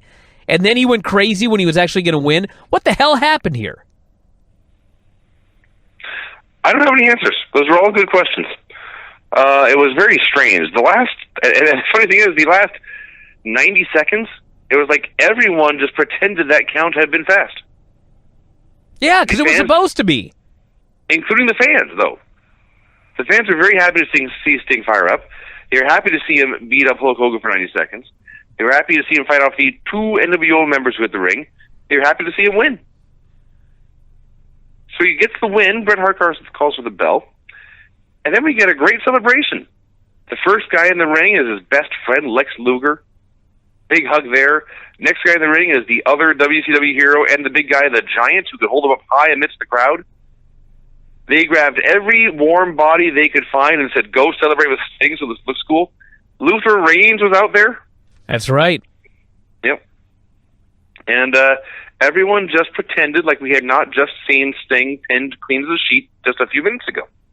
It was so weird because when I watched his comeback after Bret restarted the match, I thought, you know what? If you fuckers would have just come out here and only done that, like Michael Buffer introduces the men, instead of just walking down the aisle, Sting comes out a house of fire, he hits the ring, he runs wild on Hogan, he's beating the hell out of him pillar to post, NWO runs in, Sting beats them all up, grabs the guy, puts him in the sharpshooter, Hulk Hogan submits, Sting's the new champion. Like they did with Goldberg and Brock Lesnar at Survivor Series. If they would have done that, like the company was still going to die, they'd have fucked everything else up. But that would have been such a great ending to the whole NWO story and the Sting story and everything else. And the next day, the NWO is gone or they're downplayed, and now you move on with your lives and you start a new storyline and you start a new build to the next Starrcade or whatever, or you build to Sting and Goldberg, whatever you're going to do. It would have been so great. But they had to do what they did. I mean, I don't know. Apparently, even if they had done a fast count, Hogan was supposed to like get a lot of offense in because he was losing. It's like, fuck off, dude. This is Starrcade. You've been building this up for a year. You don't need shit in this match. Just go out there and put the guy over. The fuck do you need to beat the guy up for? That's stupid. This whole thing was, it's more painful now than it was at the time. It's bewildering. I watched this knowing everybody involved should have been fired the next day. I watched this knowing everything that was going to happen almost minute for minute, and I was still blown away when it actually happened. Like, how was Nick Patrick not fired the next day? How? I don't know. Fucked up the biggest finish in the history of the company. How do you not fire the guy? How do you not fire Bischoff? Because he's overseeing this debacle. How the fuck did they not go through that with a flaming sword and just fire fuckers left and right after this? Well, that was Starrcade. And it led to a Nitro the next night, number 120, also December 29th. Where they also spent the whole show pretending that the count was fast. As they're plugging as they're plugging the Tuesday replay of the pay-per-view where you can buy it and see that it wasn't a fast count. And then Hogan comes out later and tells the truth. They actually said you can buy the pay-per-view and judge for yourself. Yeah. Are you familiar with the term gaslighting? No. It is, make a long story short, it is telling someone the same lie over and over again to the point where they start to believe it. So you mean wrestling? Well, sort of, but specifically on the show, WCW was gaslighting their fans. As Tony said over and over again, it was a fast count, it was a fast count, it was a fast count. That's the story of Hogan's career. Gaslighting. That should have been his finish. I guess so. So, yeah, it was quite strange. And every time they said that, I said, "No, I just watched it. You're lying to me. It was a clean count." So the show opens. They welcome Larry Zbyszko for saving the company with the win over Eric Bischoff. Tony Shivani then offered the following words, and this is a quote. This was the best part of the show. "For you 18 to 25 young men who still live with your mom, who don't have a job, who are NWO fans, let me suggest the Cartoon Network. I'm sure Space Ghost Coast to Coast is on right now." What an oddly specific and bitter rant. It wasn't just that. I love the part when he goes, "As we all know, NWO is for losers," and he holds the L up to his head. Tony Shivani. Yeah. It's fucking great. Glacier versus Bill Goldberg. Glacier's still doing his full entrance with the snow and the lasers and the kata. All this time making him look like a star, and Goldberg comes out to kill him and wins with the spear and jackhammer in a minute. Oh, yeah. Nearly killed him with his spear. And the place goes ape shit for Goldberg. That was actually awesome. Gene brings out Bret Hart for a promo. Bret pledges allegiance to WCW. Says the NWO is corrupt scum, just like the scum he left behind. He starts putting over all the guys he wants to wrestle in WCW. Luger, Giant, Benoit, Sting, all the guys in the NWO. And says the big target he wants most of all is Hulk Hogan. Says Hogan's been running for him for a long time, and now there's nowhere to run or hide. It's time to step in the ring with me. This was a good promo, but Bret Hart's promos as a heel are 1,000 times better. Like 1,000 times better. Of course, the story is, when Hulk Hogan was champion in WWF, he refused to drop it to Bret Hart because Bret was too small. Is that a dog? That was me coughing. Oh. So yeah, now he's coming back for revenge on the Hulkster, now that Yokozuna's out of the picture. Yes. Raven from the stands cuts a promo. He said Saturn had beaten Chris Benoit the night before. So they did my idea. Yes. Raven did not wrestle Benoit at the pay-per-view. I didn't even know they were going to do that. I totally forgot. But that was what made sense, and they actually did it. It's kind of amazing the things they do that make sense and the things they do that don't make sense. Well, it is WCW. The things they do that don't make sense are amazing. So basically he says that if he and his men have been beating Benoit for weeks, and if Benoit's going to keep coming out to fight, we're going to keep beating him up. So you had Hammer versus Chris Benoit. Hammer. Benoit comes out, dives over the rail onto Raven and his crew. They kick his ass because there's like 8 of them and feed him to Hammer. Hammer goes for his delayed superplex, nearly loses Benoit and drops him to the floor. Unfortunately, he hit it. He missed a wacky corner charge, and Benoit hooks the crossface, and the Flock attacks for the DQ. At this point, Mongo runs out to make the save. Mongo brawling with Riggs and then Hammer. No good. You don't say. No good at all. You know, I didn't watch it, but they actually did the Goldberg-Mongo match at Survivor Series, and Dave gave it -1 star. Called it atrocious. I'm sure it was. I don't know. I'd like to see it. So, the X-Horsemen cleared the ring. Raven was shown watching from the stands. Ric Flair came out for a promo. He congratulated all of the WCW guys for their wins at the pay-per-view and calls out Bret Hart. Says, it's a good thing you're finally here in the big leagues, but I couldn't help but note, you gave a long, long list of guys you'd like to face earlier, and my name did not come up. He pulls out a copy of the Baltimore Sun, and then says, "At my age, you need these," and he puts on spectacles. And then he begins to scour the page that he has brought out because he didn't think to highlight it first. He looks so much like Grandpa Flair here. Finally, he says, here's a quote from Bret Hart's main man, Dave Meltzer. Said Flair was the greatest in the history of the sport without question. This made him happy, and he celebrated. This was bizarre. It was so wacky. This would only happen in 1997 in WCW. Pretty much. Ultimo Dragon versus Eddie Guerrero. They had like 90 seconds. They were both dressed exactly the same, so those like tag team partners. That annoyed me. And then Dragon won. He reversed whatever Eddie was going for. With the Dragon Sleeper, tapped him out to win the Cruiserweight title. Then as soon as the bell rang, Eddie beat him up and threw him out of the ring. What the hell was this? Well, they decided we got to change every single solitary title. So they changed one here. In a minute and a half. In a minute and a half. Just about the best 90 seconds you've ever seen in wrestling, I might add. It was very good wrestling while they were out there, but then they had the loser beat up the winner just to make sure the title change didn't matter anyway. Well, you got to make sure you set up that rematch. I suppose. Hulk Hogan and Eric Bischoff came out for a promo. They showed J.J. Dillon announcing at Starrcade that Nick Patrick would be the ref. They showed it was WCW's call, not theirs. And they said Nick Patrick had called for the bell and declared Hogan the winner and champion. This was all true. They said Bret Hart had interfered after the match was done and lied to the world. This was all true. They set up a sneak attack by Sting, which is not true. But then Bret raised Sting's hand, and that was that. Hogan ran his mouth for a while, claimed to still be the champion. Bobby Heenan comes back to rejoin the announce desk. Shivani and Snea are like, no, we saw you sucking up to the NWO last week. Heenan says, I had gone running into the burning house, sacrificing myself for WCW in the tradition of pro wrestling. And he just sits back down and goes to work no matter what they say. Yeah.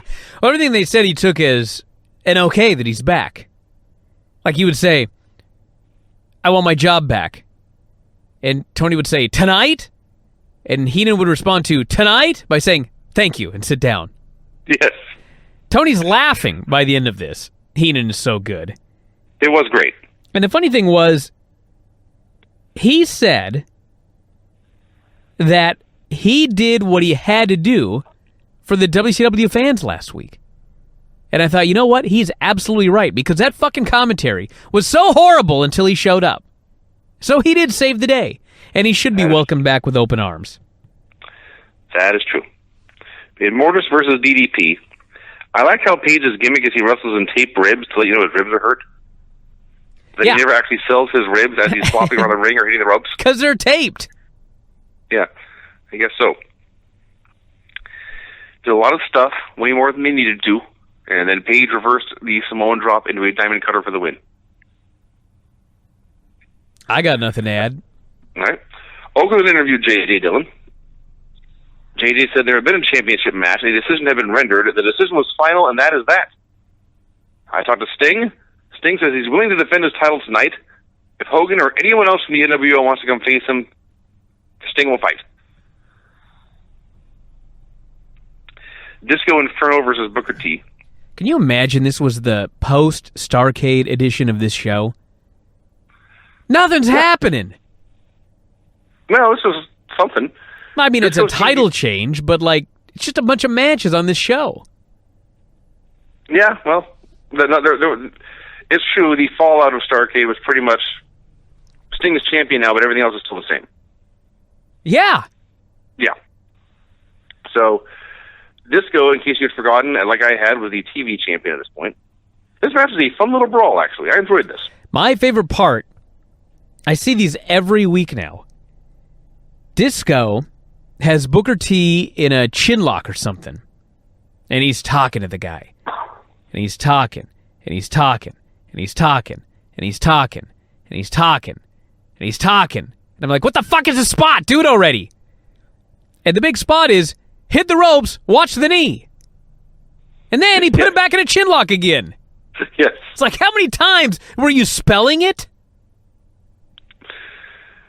So Booker makes his comeback, and he hits the Harlem Hangover, and he wins. That's right, a move Bobby Heenan said he'd never seen Booker T do before. It was his first singles championship in WCW. He looks in the camera, wishes his son a happy birthday, turns around, there's his brother, Stevie Ray. They're celebrating. Between this and Sting and the Inner Starcade, WCW really knew how to have guys celebrate when they won a championship. Hey, yeah. Dillon comes out, says nobody in the NWO has responded yet, but then out comes Bischoff, who accepts the challenge on Hogan's behalf and warns Dillon not to screw it up. Chris Jericho versus Kurt Hennig. Man, they weren't a tag team, but they paired Hennig and Rude up here. It was awesome. Rick Rude was in Hennig's corner. His mustache was not. Oh, my God. You know, there are very, very few men that can pull off a mustache. I'm talking only a mustache. Not the goatee, not the beard. Just a mustache. And Rick Rude, he was not only so much of a man that he could pull off just a mustache, but when he got rid of the mustache, it was a negative. That's the amazing part. Yeah. He looked very few men he looked better with a mustache. Yeah. Can you imagine? I've never seen a man short-lived. like that before. Maybe Don Fry.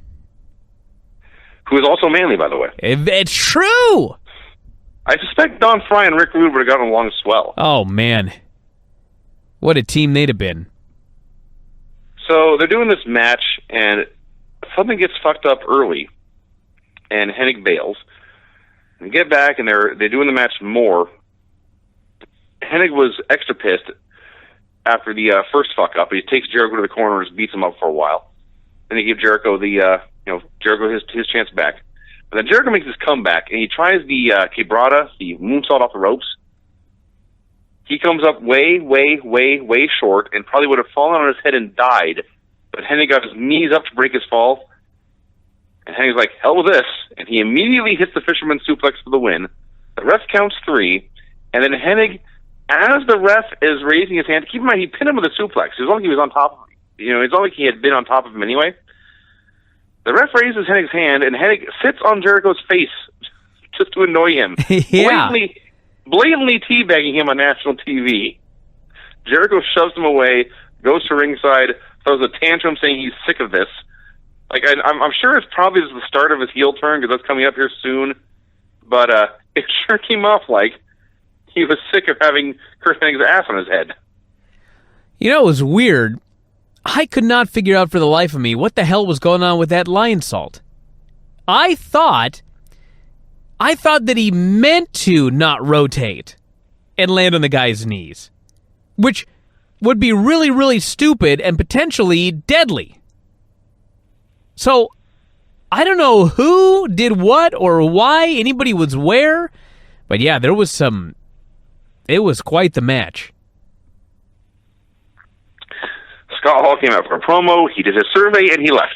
And by the way, I should add, after Hennig sat on his face, got out of the ring, Hennig's all pissed off, and Rick Rude's got the biggest smile on his face. And he goes over and he congratulates Hennig, and then Hennig gets a big smile on his face. I thought, look at these two assholes. They're awesome. We had this week's embarrassing Nitro party clips. I gotta say one thing about Hall, too. So as noted earlier in the show, Hall comes out and he does a babyface promo. He puts over the town. They all cheer. He gets his cheap pop. And then he says who's here for the WCW, who's here for the NWO, blah, blah, blah.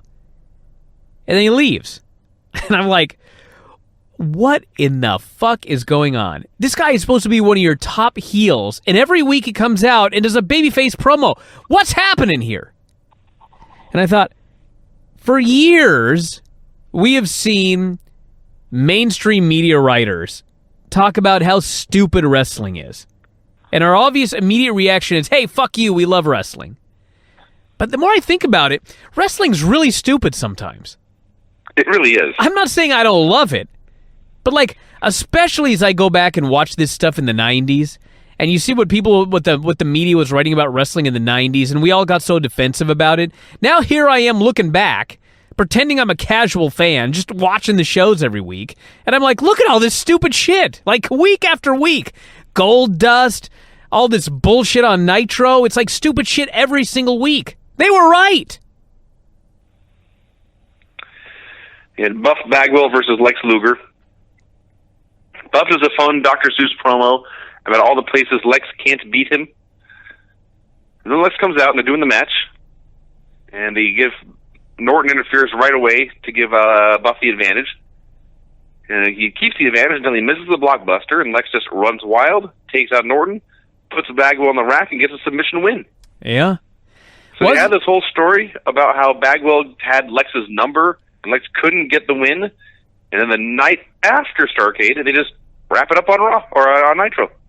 You know, they didn't get the usual reaction for Luger that he got in a lot of places. I don't know what it was. Maybe they're just getting over him now, because it's just, ever since he lost that title to Hogan, he's just doing stuff. He did the goddamn laziest power slam I've ever seen in my life in this match. Did you see that? I can't say I noticed. Of course you didn't, because he didn't go to the ground with it. The guy came off the ropes, and he spun him around in a power slam and just stayed on his feet. So, yeah, Lex wins, and he cuts a promo to the camera saying Macho Man is next on his list. Maybe Lex watched Sting the night before and thought, yeah, I'm doing too much. Well, Sting and Hogan came out for their match, and somebody did something to light a fire under these guys. Because it was a million times better than the match the night before. Yeah, it was like after the restart. And I'm watching this, and Sting's a house of fire, and Hogan's just a giant dick heel getting his ass kicked, but then also cheating to fight back, and it's this fun brawl back and forth. And Hogan misses the big leg this time, and Sting takes over. He's going for his finish. And then out of nowhere, the ref gets bumped, and the show ends. Yeah. This pissed me off more than Starrcade. Think about all of those times that they've come on TV. Last week, Eric, when he's doing the thing for Hogan, goes, let's just do a third hour. How many times have they said, we will stay on the air no matter what? We're going to go until this match wraps up.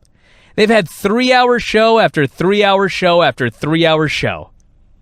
And I remember when I turned this on, I'm like, hey, this is only a 2-hour show. What the hell? And I watch it. There's the main event. And literally, Sting hits a stinger splash. And Tony Shivani goes, we're out of time! I was like, what?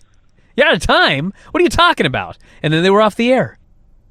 So I guess what happened was Thunder's debuting. And so this was their cliffhanger for Thunder, where they were going to show you the rest of the match. Where in fact, after the referee got bumped, Nick Patrick ran in and did a legit fast count this time. He didn't fuck it up this time. And then Sting kicked out of that one, and then they did some other stuff, and the referee woke up, and Sting ended up winning and retaining the title. But I guess they wanted to record a fast count so that they could use it forever when recapping Starrcade. Do you remember them doing this? I do not recall that ever Of course happening. not, because it's WCW. They were bombarded with angry calls from Vinny's the next day. Well, that was the show. There you go. That's your follow-up to Starrcade, everybody. That was your follow-up to the biggest WCW pay-per-view of all time. The show went off the air in the middle of a rematch to build to Thunder. Which they did not mention one time on Nitro, by the way. Didn't even hint at it. No, I heard nothing about Thunder. Maybe there were commercials I didn't see that they edited off the network version, but I didn't see one thing about Thunder here on this show. But yeah, it's debuting, and sadly, it's not on the WWE network. Oh, what a shame. Yeah.